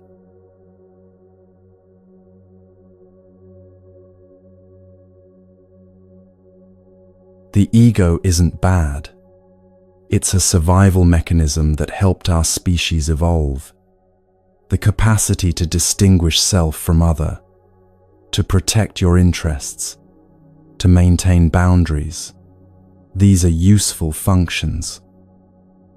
You need some sense of self to navigate the world without dissolving into whatever's around you. The problem isn't having an ego. It's making yourself the center of every experience, taking neutral events personally, filtering everything through the lens of, how does this affect me? Someone cuts you off in traffic. How dare they disrespect me like that? Not, they're in a hurry, or they didn't see me. It's personal attack against you specifically. A friend doesn't text back, what did I do wrong? Not, they're probably busy. It's about you, your worth, what you failed at. A colleague gets promoted. Why not me? Not good for them. It's about how you're being passed over, undervalued, unfairly treated. Everything filtered through this narrow aperture of self-concern. Every experience processed first through, what does this mean about me? It's exhausting, makes you fragile, reactive, constantly vigilant for threats to your importance. You can't rest because everything might be about you, and you have to be ready to defend yourself against slights real and imagined. The weather affects your mood, not because weather affects everyone, but because rain specifically ruined your plans. Traffic delays make you furious, not because delays are universally frustrating, but because you're being personally obstructed. Someone's distraction feels like rejection because their attention should be on you. This constant self-referencing creates a particular kind of suffering the Buddha identified clearly. Not the suffering of pain or loss. Those happen to everyone. The suffering of making everything revolve around a self that feels perpetually under siege. The Buddha's teaching isn't to destroy the ego. That's impossible and unhealthy. It's to shift the center from self to interconnection. To see that you're one point in a vast web of beings, not the center being attacked by the universe. A woman once discovered this shift through the most devastating loss imaginable. Her name was Latukika, and before tragedy forced change, her entire world revolved around protecting what was hers. Latukika lived for her family, not in the healthy way people live for what they love, but in the anxious way someone guards what they fear losing. Every decision filtered through one question: how does this affect my family's welfare?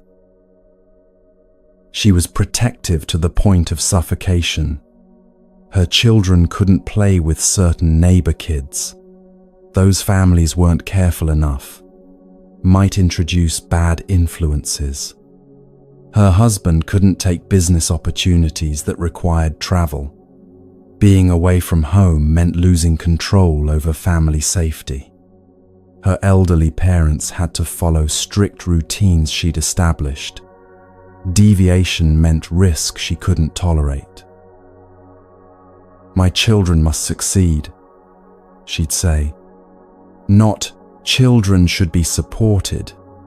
My children, as if other people's children were competitors or threats. "My family must be comfortable," she'd insist. Not "families deserve comfort." My family, as if comfort was scarce and had to be hoarded. "My reputation must be preserved," she'd worry. Not "honesty matters." My reputation, as if what others thought determined her worth. Her world was small and tightly controlled, with her at the center, like a spider in a web, feeling every tremor. Everything outside that circle registered as either irrelevant or threat. Other people's problems didn't matter unless they might affect her family. Other people's joys were neutral unless they somehow diminished her own. Friends found her difficult to be close to because every conversation somehow became about her concerns. If you mentioned your child was sick, she'd talk about how she prevented her children from getting sick. If you shared excitement about a promotion, she'd mention her husband's superior position. She couldn't celebrate with you or grieve with you. Only compare your situation to hers and ensure hers remained superior. The emotional reality of living this way was constant. Grinding, anxiety. When yourself is the center and everything threatens that center, you're never safe. There's always something to worry about, some new angle of potential harm, some way things could go wrong and affect your carefully maintained world. She didn't sleep well. Nights meant lying awake, running through scenarios. What if this happens? What if that fails? What if someone does something that impacts us? She'd get up multiple times to check on her children, even though they were old enough to not need checking. She'd review conversations looking for hidden meanings, veiled insults, signs that someone was trying to harm her family's standing. Her stomach hurt constantly from the tension. Her shoulders stayed tight, no matter how much she tried to relax them. She snapped at people over small things because she was operating at maximum stress all the time, and any additional demand felt unbearable. Then her youngest child got sick. Not unusual illness. Children get sick. It's part of childhood. But this one didn't resolve the way illnesses usually did. Fever that wouldn't break, despite remedies. Strength draining from a body that should have been vibrant with youth. Healers came, tried their medicines, left with worried faces they tried to hide. Latukika did everything possible. Everything she could control, she controlled. Temperature in the room, quality of food, cleanliness of bedding, exact timing of medicines. But some things can't be controlled through vigilance. Some things happen regardless of how tightly you grip. 3 weeks after the fever started, her child died. The grief obliterated everything, not the gentle sadness people sometimes describe. This was annihilation, the center of her world, the thing she'd organized her entire life around protecting, had been destroyed despite all her efforts. For days she barely moved, couldn't eat, couldn't sleep, couldn't do anything except exist in the crushing weight of loss. The house that had been full of her controlling energy became silent, except for her occasional animal sounds of grief. Her remaining family tried to comfort her, but she couldn't receive it. How could they understand? This was her child, her loss, her unbearable pain. Everything was still filtered through that narrow lens of mine, even grief. Eventually, because humans can't stay motionless forever, and grief demands some form of movement, she left the house. Not with destination or purpose, just walking, because staying still felt like suffocating. She found herself near a grove where the Buddha was teaching. She hadn't intended to go there, didn't care about teachings or philosophy or anything beyond the pain consuming her. But there were people gathered, and sometimes being near other humans helps even when connection feels impossible. She sat at the edge of the crowd, barely hearing words.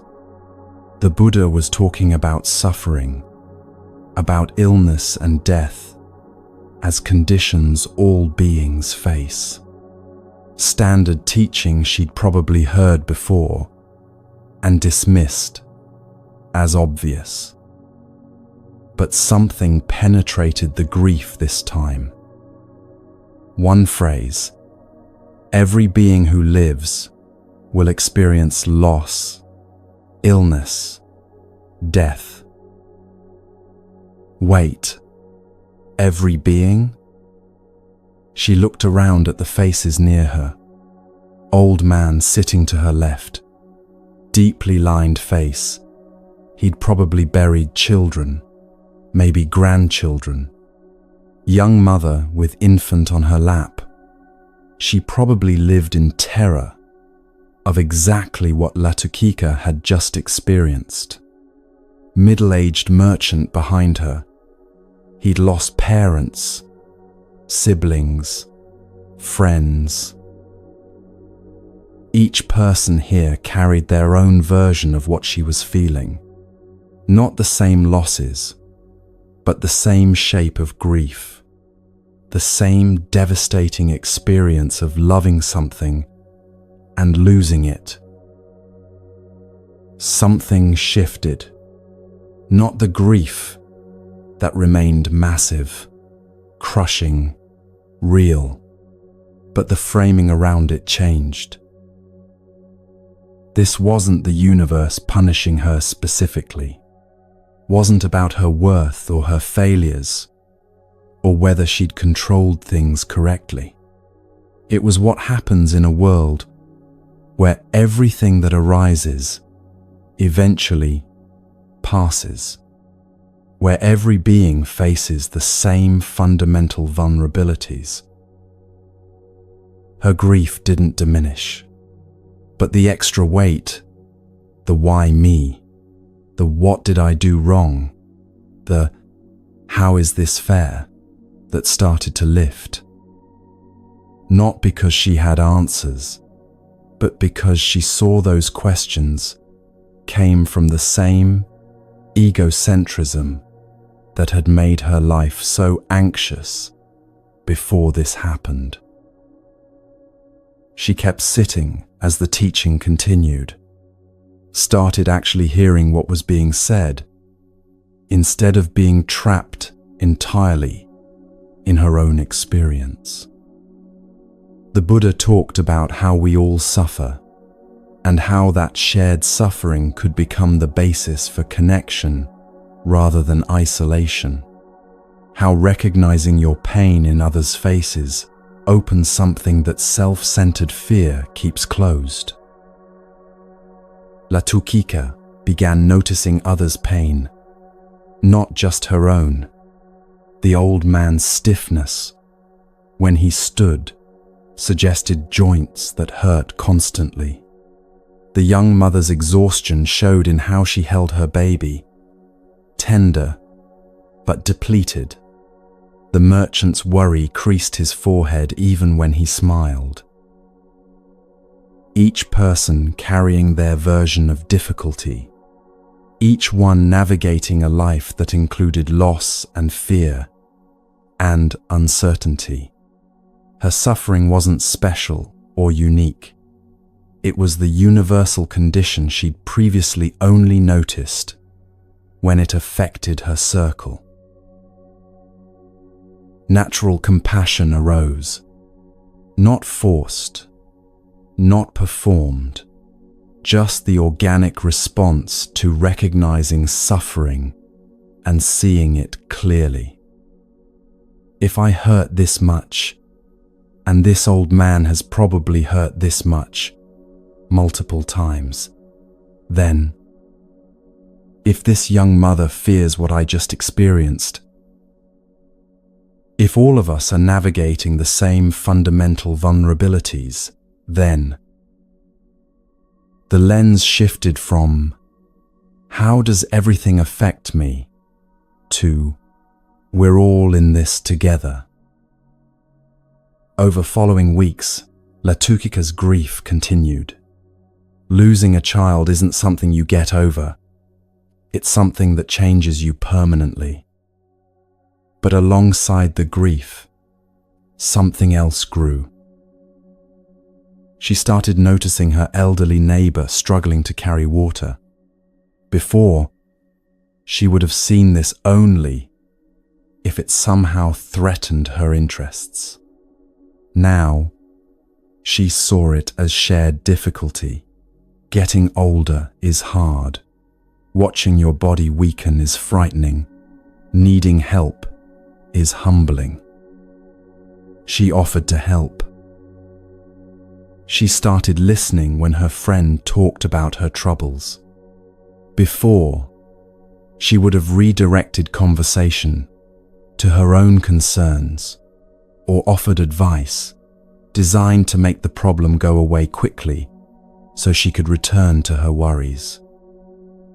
Now she just listened, recognizing that her friend needed to be heard, not fixed. She started seeing her remaining children differently, not as extensions of herself that needed controlling to stay safe, but as separate beings navigating their own difficulties.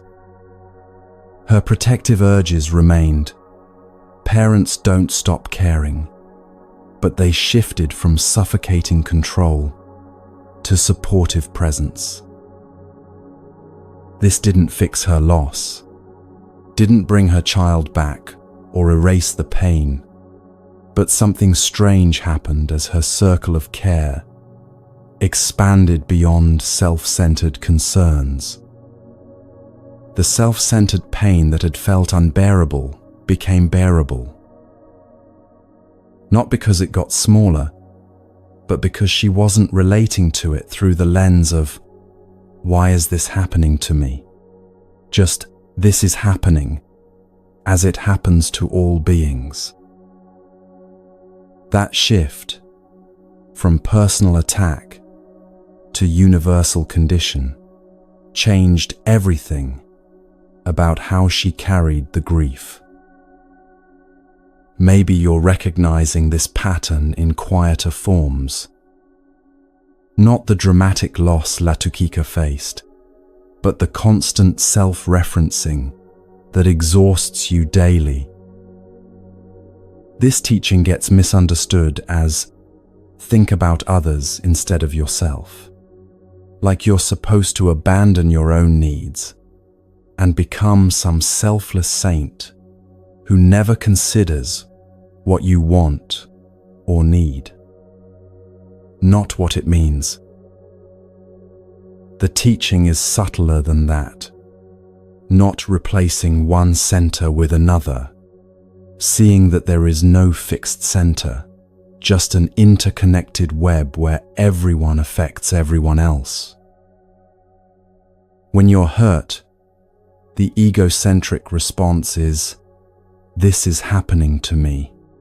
Singular, personal, isolated suffering that proves you're being singled out by the universe for mistreatment. The wisdom response is, this is happening as it happens to all beings. Still acknowledging your pain, not minimizing it, but placing it in context of shared human experience.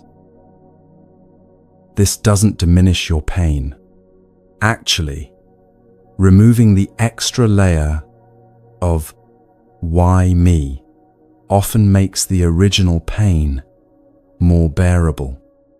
You're dealing with what's actually happening instead of also dealing with the story about how you're being personally victimized. Someone wrongs you. The egocentric response, how could they do this to me? All the emphasis on me, your hurt feelings, your damaged pride. How dare they treat you this way?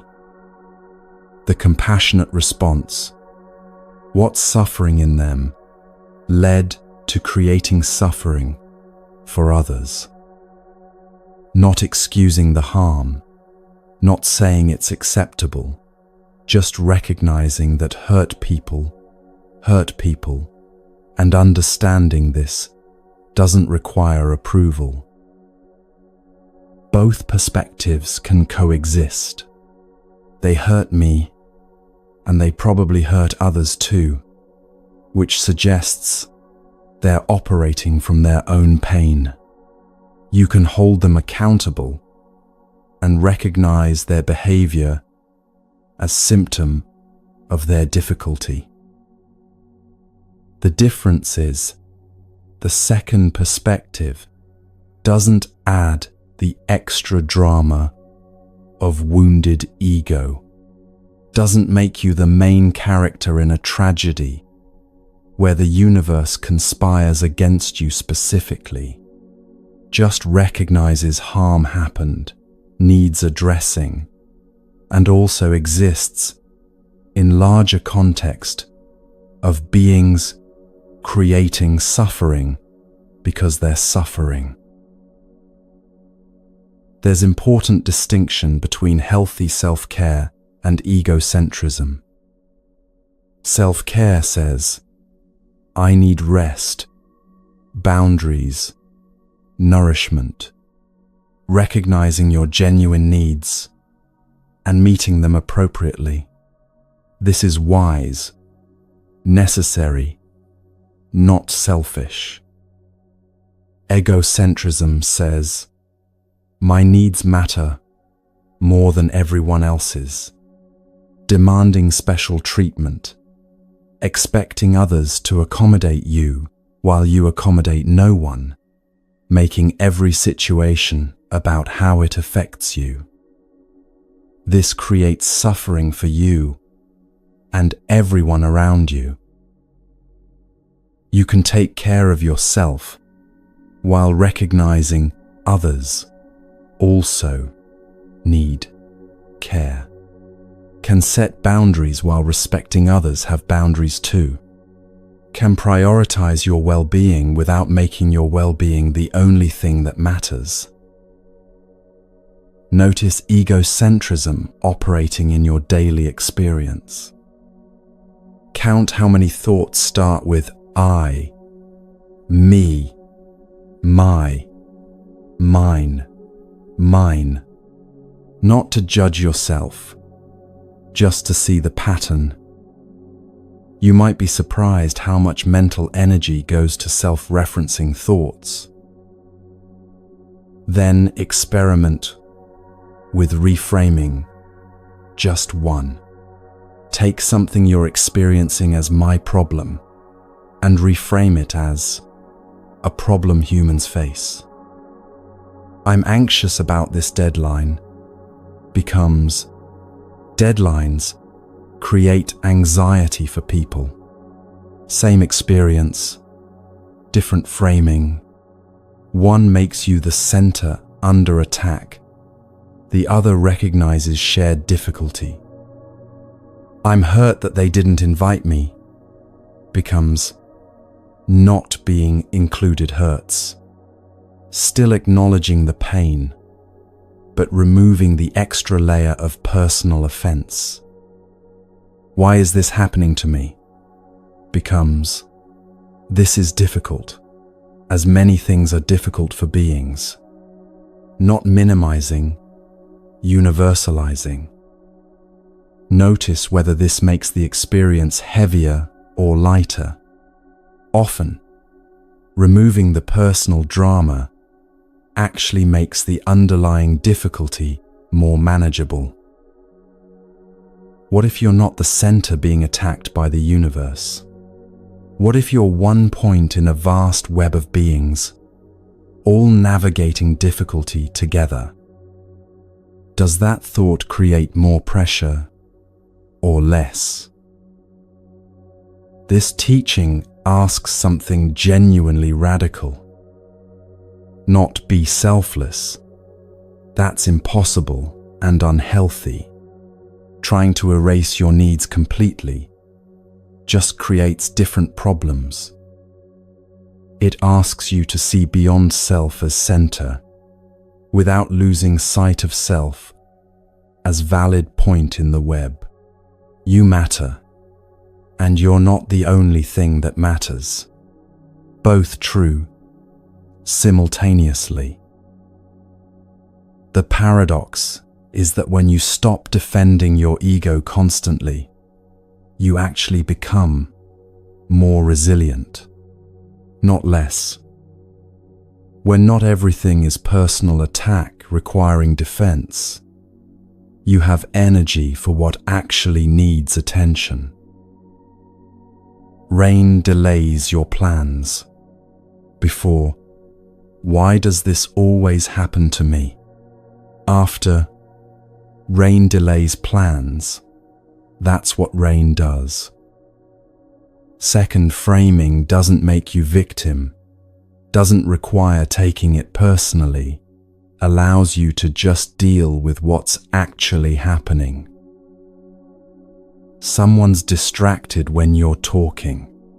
Before, they don't respect me enough to pay attention. After, they're distracted, probably dealing with something difficult. Second framing doesn't make their behavior about your worth, allows you to either let it go or address it directly, without wounded pride driving the response. Colleague gets promotion you wanted. Before, I'm being overlooked and undervalued. After, promotions create complicated feelings in everyone who wanted them. Second framing acknowledges disappointment without adding narrative about personal victimization. The shift from egocentric lens to interconnected awareness doesn't make you doormat.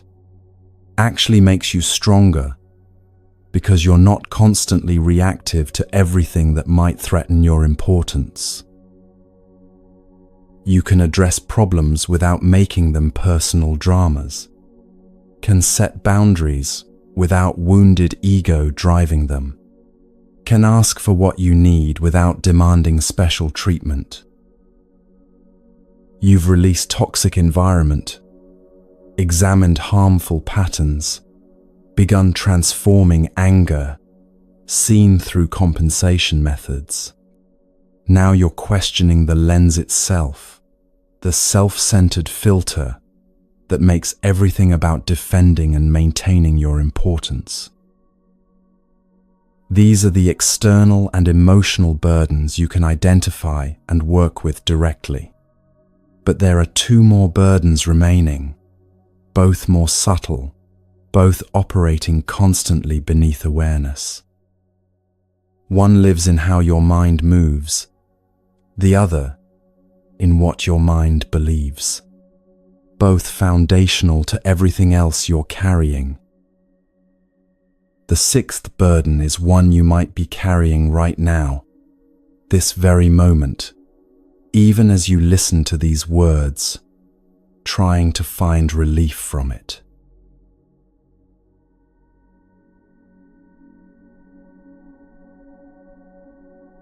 Your mind produces somewhere between 50,000 and 70,000 thoughts each day.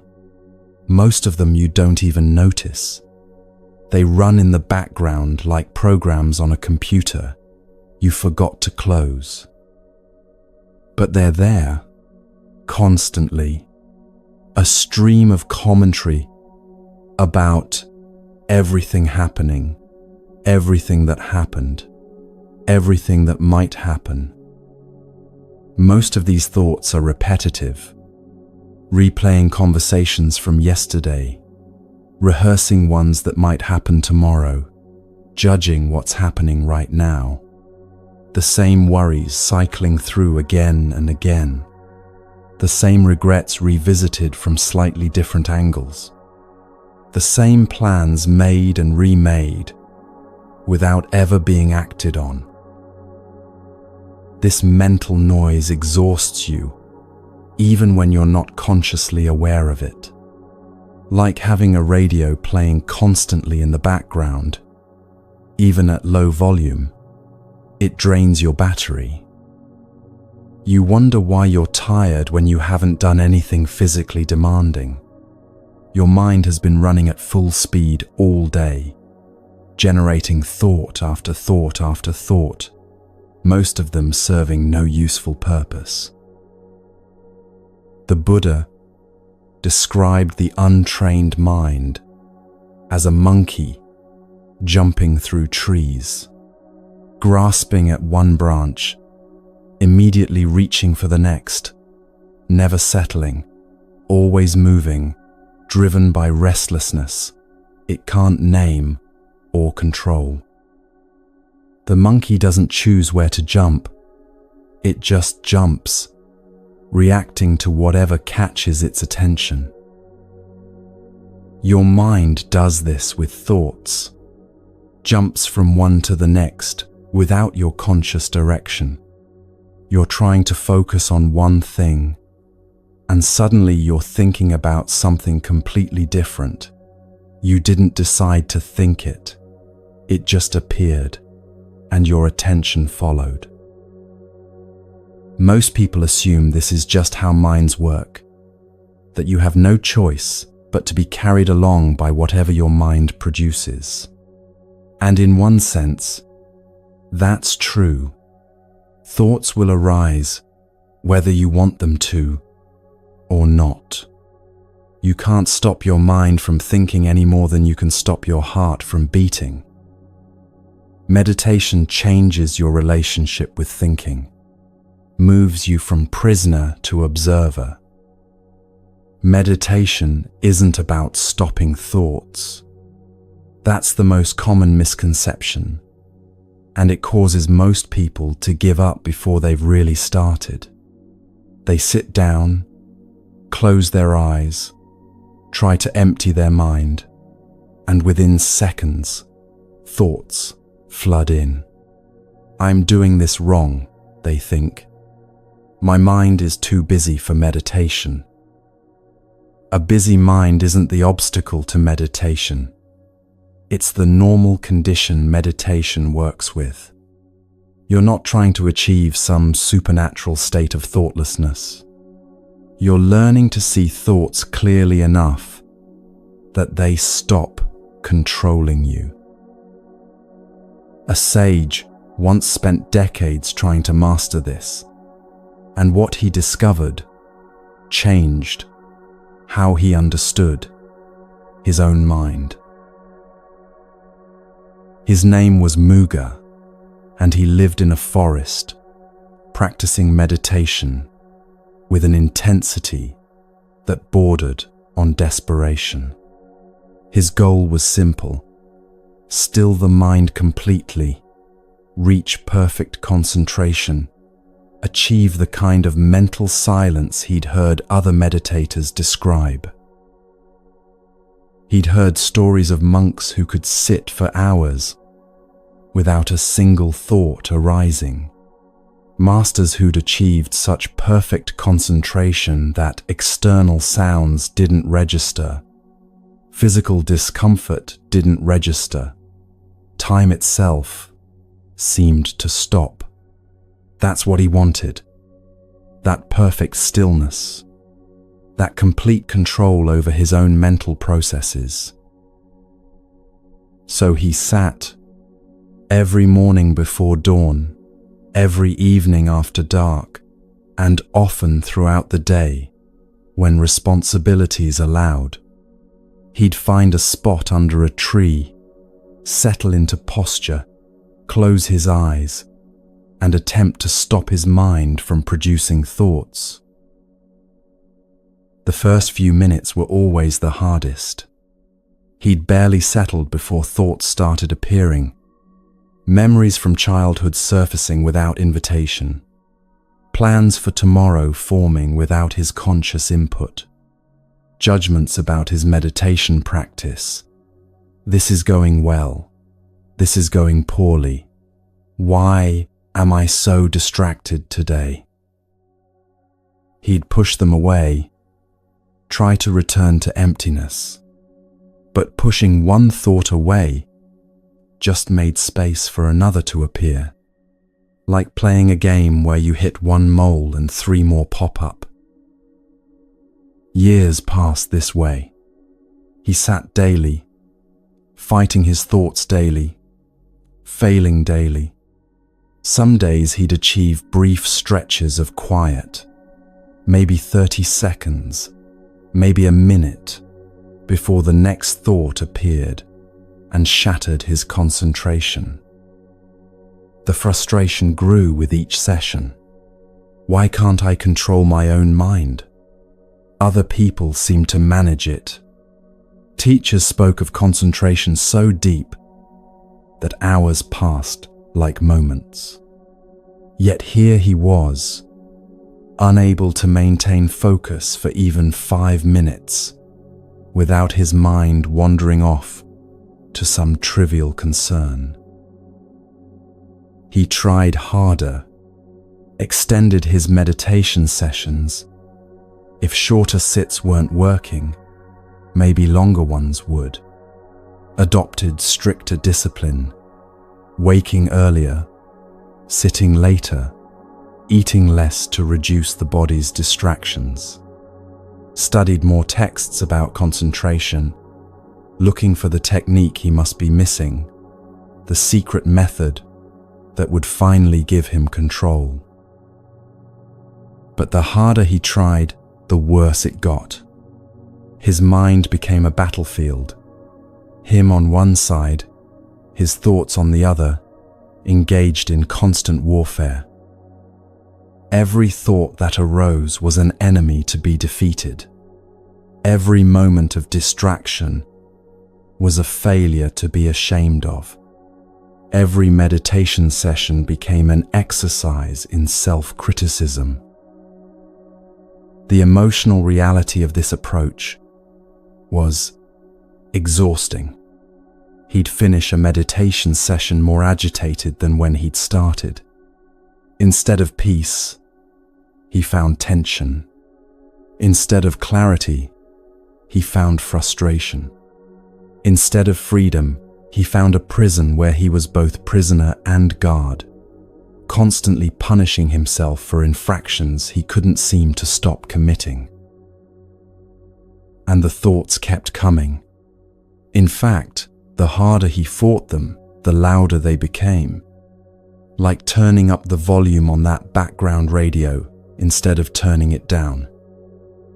One afternoon, exhausted from another failed meditation session, Muga walked to a nearby stream. He needed to move, to do something other than sit and fight his own mind. He found a flat rock near the water's edge and sat there, not to meditate. He was too tired for that, just to rest. The water flowed past him, clear and constant. He watched it move around rocks in its path. The water didn't fight the rocks, didn't try to move them or go through them, didn't get angry at them for being obstacles, just flowed around them, naturally, effortlessly. A leaf fell from a tree above, landed on the water's surface. The stream carried it along, didn't grasp at it, didn't push it away, didn't judge whether leaves should or shouldn't be floating there, just carried it naturally downstream until it caught on something or floated out of sight. Muga watched this for a long time. Water flowing, leaves floating, everything moving naturally without force, without resistance, without the kind of desperate control he'd been trying to impose on his mind. Wait. What if mind is like stream? What if thoughts are like leaves? What if the problem isn't the thoughts themselves, but his relationship with them?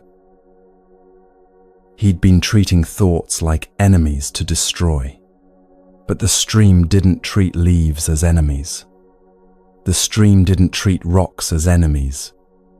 It just flowed, naturally, accommodating whatever appeared in its path. Muga returned to his meditation spot with this new understanding, settled into posture, closed his eyes, and waited for thoughts to arise. They came immediately, as always. But this time, instead of fighting them, he just watched. Thought appeared, "I'm hungry." Old response would have been, "No, bad thought, I'm meditating, go away," followed by frustration at having been distracted, shame at lacking discipline, determination to fight harder next time. New response, "Ah, thought about hunger, interesting." That was all, just noting the thought had appeared, not judging it, not fighting it, not following it into a whole narrative about what he'd eat later and whether he should be hungry now or wait until evening and what that said about his discipline. The thought arose. He noted it, and then, this was the surprising part, it passed. Naturally, without him needing to do anything, like a leaf floating downstream. Another thought appeared, "This isn't working." Old response would have been panic, agreement, spiraling into self-criticism. New response, "Ah, doubt. There's a thought about failure." The thought didn't control him now, didn't need to be fought or believed, just observed, noted, allowed to pass. Another thought, "Maybe I'm finally getting it."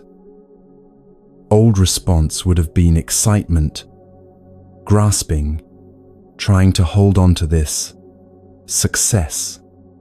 New response, "Ah, excitement, thought about achievement." Neither believing the thought nor rejecting it, just watching it arise and pass like everything else.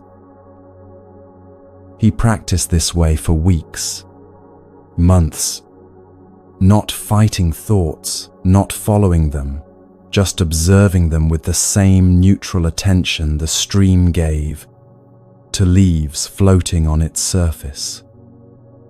Don't grab them, don't push them away, just watch them pass. Gradually, something shifted, not all at once, not dramatically, but like dawn breaking.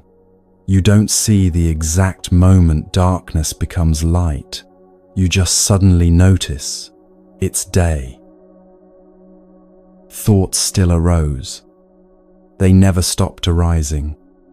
His mind produced the same 50,000 thoughts it always had, but they were no longer compelling in the same way.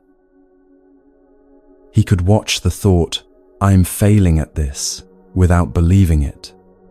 Could notice the thought, "I'm enlightened now," without grasping it. Could observe the thought, "This is boring," without needing to do something about it. The mind still produced its mental weather, thoughts, memories, plans, judgments, fantasies, but he was no longer battered by every breeze. He could sit in the storm of his own thinking and remain unmoved, not because the storm had stopped, but because he'd learned to be the space the storm moved through, rather than something being blown around by it. Peace wasn't the absence of thoughts. It was freedom from being controlled by them. The modern misconception about meditation is that it empties the mind, makes it silent, blank, free of all mental activity. People sit down expecting to achieve this impossible state, and when thoughts keep arising, as they always will, they conclude they're bad at meditation. Meditation changes your relationship with the contents of your mind. That's all. That's everything. You don't need a silent mind to have a peaceful mind. You need a wise relationship with your noisy mind.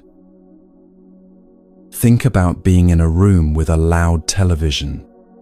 If you're absorbed in the show, the noise consumes you. Every sound, every image demands your attention, controls what you're thinking and feeling. If you step back, see, it's just a television. You can have peace, even with noise present. The TV still makes sound, but you're no longer identified with whatever's on the screen. You remember, you're the space the TV exists in, not the show being broadcast. Thoughts work the same way. You don't have to believe every thought that arises. Don't have to follow every thought wherever it wants to lead you. Don't have to act on every impulse, judgment, or fantasy your mind produces. Try this right now. Notice the next thought that appears in your mind. Instead of automatically believing it or following it, just note what kind of thought it is. Thought about past, remembering. Thought about future, planning. Judgment about something or someone, judging. Random image or fantasy, imagining. You're not trying to stop these thoughts, not trying to make them go away, or punishing yourself for having them. Just noting them the way you'd note weather. It's raining doesn't require you to have an opinion about rain, or to stop the rain, or to feel bad about yourself for not being able to control meteorology. Do this for just 2 minutes daily. Sit somewhere quiet. Close your eyes or keep them open, whatever feels more natural. And when thoughts arise, not if, when, just note them. Thinking, planning, worrying, remembering. 2 minutes seems short until you try it. Then you discover how constantly your mind produces thoughts, and how strong the habit is to believe them all, follow them all, act on them all. Your thoughts aren't you. They're just weather passing through the sky of awareness. This practice takes time. Muga spent decades figuring out what you can learn in weeks or months if you understand the principle from the start. Even then, years might pass before the shift really settles in. Before you can sit with your thoughts the way you sit with rain, present, affected by it, but not believing rain is attacking you personally, or that you've failed as a person for not being able to stop it. Even a small shift helps. Seeing thoughts as events rather than commands. Recognizing you can observe thinking without being controlled by every thought. Understanding that mental noise doesn't mean you're broken. It means you have a human brain doing what human brains do. Your mind will always think. That's its nature, like how hearts pump blood and lungs breathe air. You can't stop it, and you don't need to. Freedom isn't in stopping the mind. It's in not being the mind's prisoner. One final burden remains, the most subtle, the most foundational. the one even advanced practitioners sometimes miss because it hides in plain sight, disguised as wisdom itself. This last burden is what you believe about reality, about truth, about how things actually are. And ironically, releasing it might be harder than releasing any of the 6 burdens before it.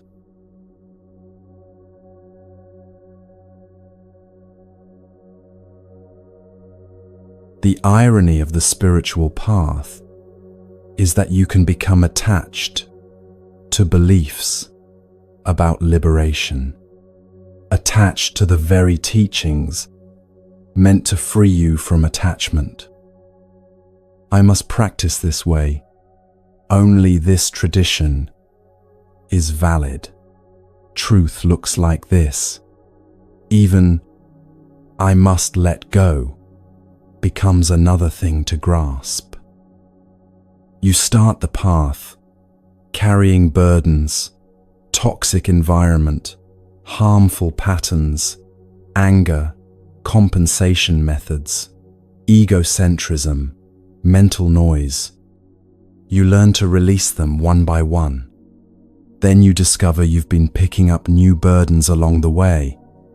The right way to meditate, the correct understanding of teachings, the proper interpretation of what liberation means. The Buddha saw this tendency clearly. He compared his teachings to a raft for crossing a river. Once you've crossed to the other shore, you don't carry the raft on your back. The teachings are tools for crossing, not destinations to worship. They're meant to be used, not clung to.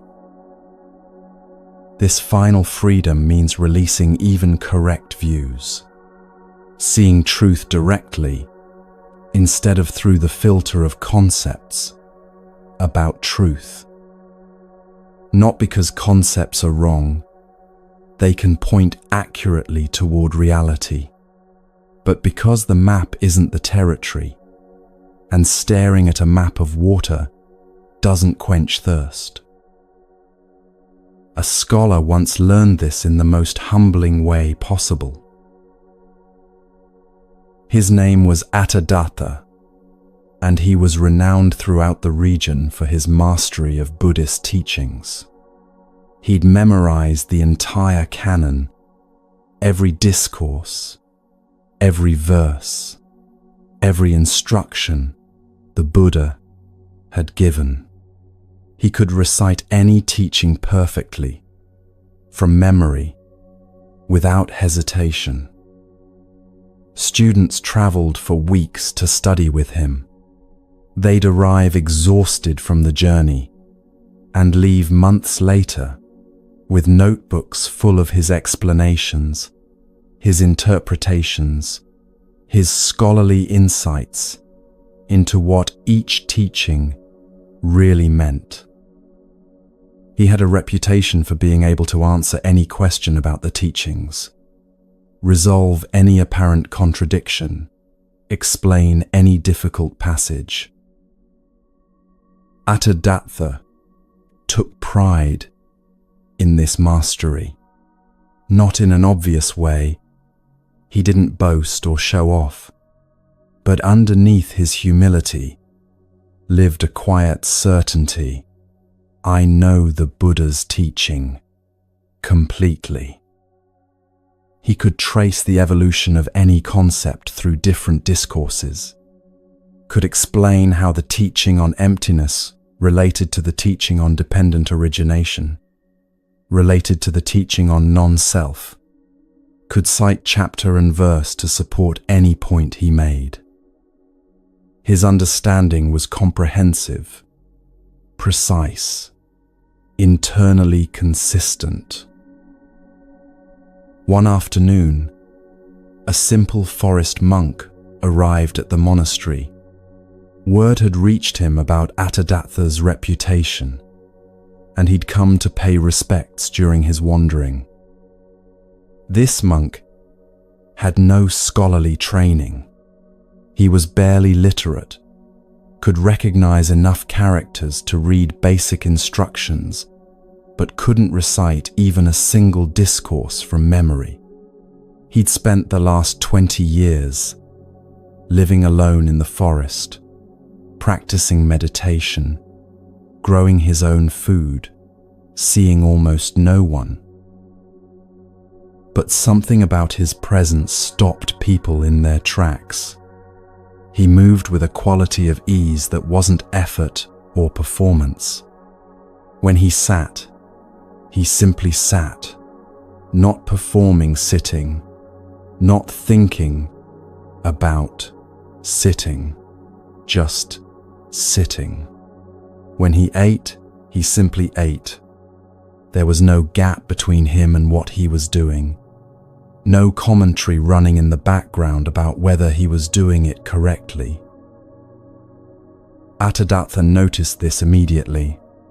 It bothered him more than he wanted to admit. He invited the forest monk to tea, curious and slightly condescending. "Tell me," Attadatta asked, "what do you know of the Buddha's teachings?" The monk thought for a moment. "I don't know much," he said simply. "I just sit, breathe, watch my mind."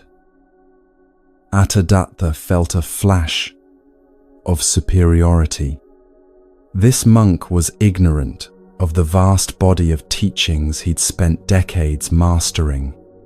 "But have you studied the discourses?" he pressed. "Do you understand dependent origination, the chain of causation that binds beings to suffering?" The monk smiled, not defensively. "I experience what the Buddha described," he said. "Whether I can name it using the proper terms, that seems less important." This response deeply unsettled Attadatta.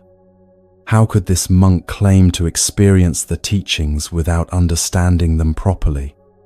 How could he practice effectively without knowing the complete system, the way each piece fit together, the precise definitions that distinguished one concept from another? But he couldn't deny what he was seeing. This ignorant monk possessed something he didn't, a quality of peace that wasn't theoretical. Attadatta could explain peace in extraordinary detail, could describe its causes and conditions, could outline the path that led to it. The forest monk was simply peaceful, without needing to explain or understand or prove anything. That night, Attadatta couldn't sleep. His mind kept returning to a disturbing question. "I know all the words, but do I know the truth?" He could recite the discourse on letting go perfectly, could explain what attachment meant, how it functioned, why it caused suffering, what practices dissolved it. But was he actually letting go? Or was he just carrying increasingly sophisticated concepts about letting go? He could explain emptiness with precision, how phenomena lack inherent existence, how what appears solid is actually empty of independent self-nature, how realizing this brings liberation. Beautiful explanations, logically consistent, textually supported. But did he see emptiness directly, the way the forest monk seemed to see it, without needing the explanation? The more he questioned, the more uncomfortable he became. His entire identity was built on his knowledge. He was the scholar, the expert, the one who understood the teachings better than anyone else in the region. Students came to him precisely because of this knowledge. But what if knowledge wasn't the same as realization? What if understanding the map wasn't the same as making the journey? The realization hit him with the force of physical impact. He'd been carrying knowledge instead of practicing it. Like someone who'd memorized every book about swimming, but never gotten in the water. Like someone who'd studied every cuisine but never tasted actual food. Like someone who'd learned the names of every star but never looked up at the night sky. His concepts about liberation had become a substitute for liberation itself. He'd been so busy mastering the teachings that he'd never fully entered what they were teaching. The words were supposed to point beyond themselves, but he'd stopped at the words, polishing them, arranging them, defending them, explaining them. The map had become more important than the territory. The next morning, Attadatta approached the forest monk with unusual humility. "Would you teach me?" he asked. The monk looked surprised. "What could I teach you? You know the entire canon. I barely know anything." "Exactly," Attadatta said. "Teach me how to not know." So they began a different kind of practice. Attadatta stopped trying to prove his knowledge and started investigating his direct experience. When they sat together in meditation, the forest monk would occasionally ask simple questions. "What do you notice right now?" Attadatta's habit was to answer conceptually, "I notice the arising and passing of phenomena, the impermanent nature of all conditioned things." The monk would gently interrupt, "No, what do you actually notice? Not what the teachings say you should notice. What's actually here?" This was harder than anything Attadatta had ever done. His mind wanted to jump immediately to concepts, to explanations, to the proper Buddhist vocabulary for describing experience. The forest monk kept pulling him back. Before the word breath, what's actually here? Before the concept body, what do you feel? Weeks passed like this. Slowly, painfully, Attadatta began to discover something beneath all his knowledge. Not, "I understand emptiness," as a concept he could explain. Just the simple, direct experience of no self, right here, in this moment. Not an idea about it, not a theory about it, just the actual seeing of it. Not, "I comprehend dependent origination," as a chain he could recite. Just noticing how this leads to that. This feeling gives rise to that thought conditions this action, all of it flowing naturally without anyone conducting it. Not, "I know what the Buddha taught about suffering," as information stored in memory.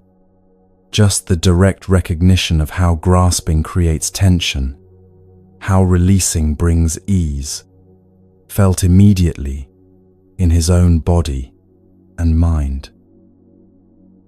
The difference was subtle but total, like the difference between reading a recipe and tasting food. Both valid, both useful, but one is direct and one is abstract. He'd been living in the abstract for so long, he'd forgotten the direct was even possible. Months into this new practice, a student came to ask him a question about a complex teaching. Attadatta opened his mouth to give his usual scholarly explanation and stopped.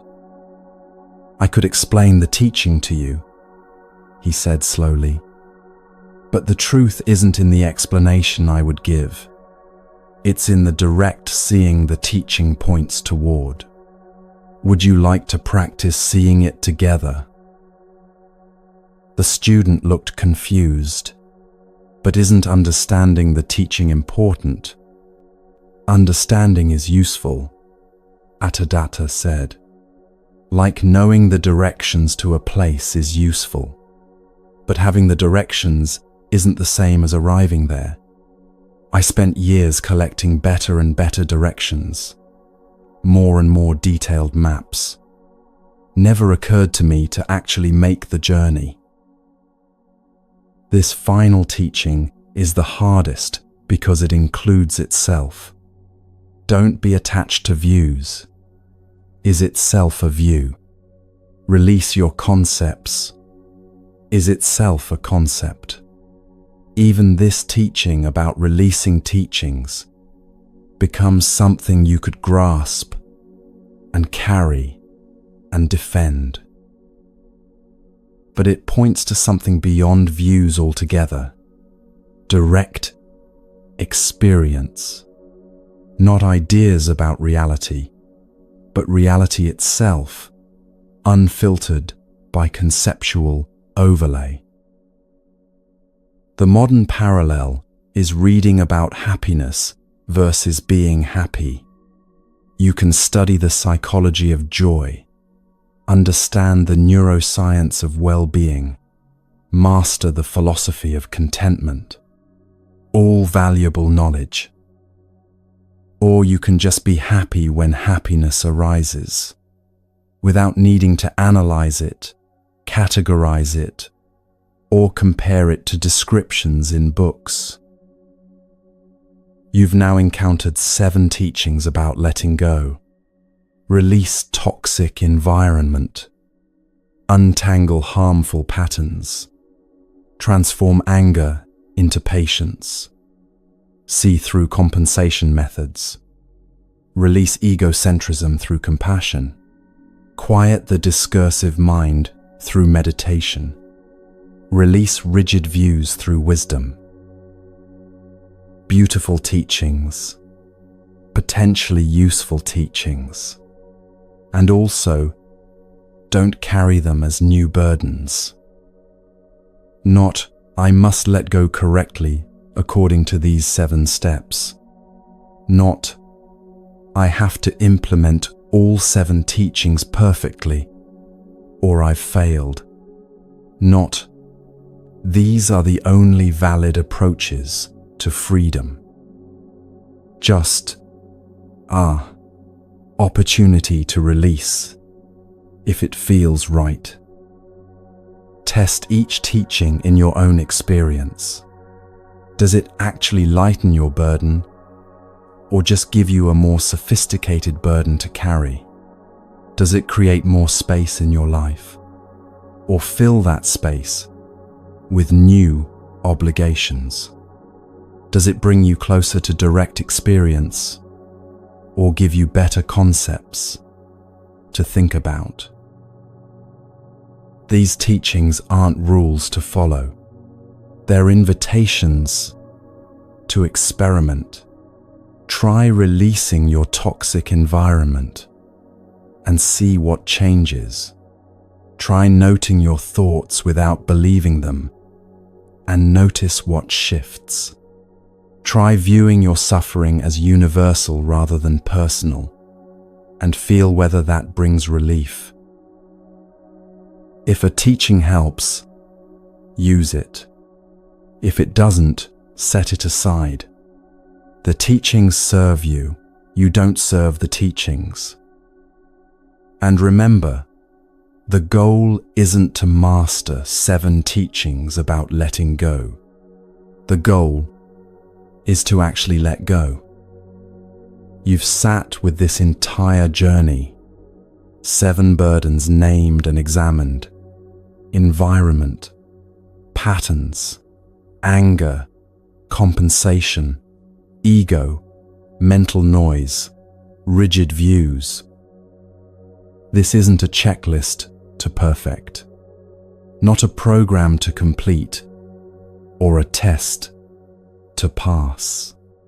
Just a map of territory you might recognize in your own life. Some of these burdens might feel urgent to release right now. You recognize yourself in the story of Sigala, drowning in toxic friendships, or Latukika trapped in egocentrism, or Muga fighting his own thoughts. Start there, one burden at a time. Other teachings might not resonate yet, and that's fine. You're not failing if anger feels like the burden you need to address, but mental noise doesn't bother you much. Work with what's actually heavy, not what you think should be heavy, according to some ideal progression. This isn't a race toward enlightenment. It's not about becoming someone different or achieving some special state. It's about returning home to what was always here, beneath the burdens. And home is here, right now, under the stones you've been carrying. It never left. You just forgot it was there because your hands were so full.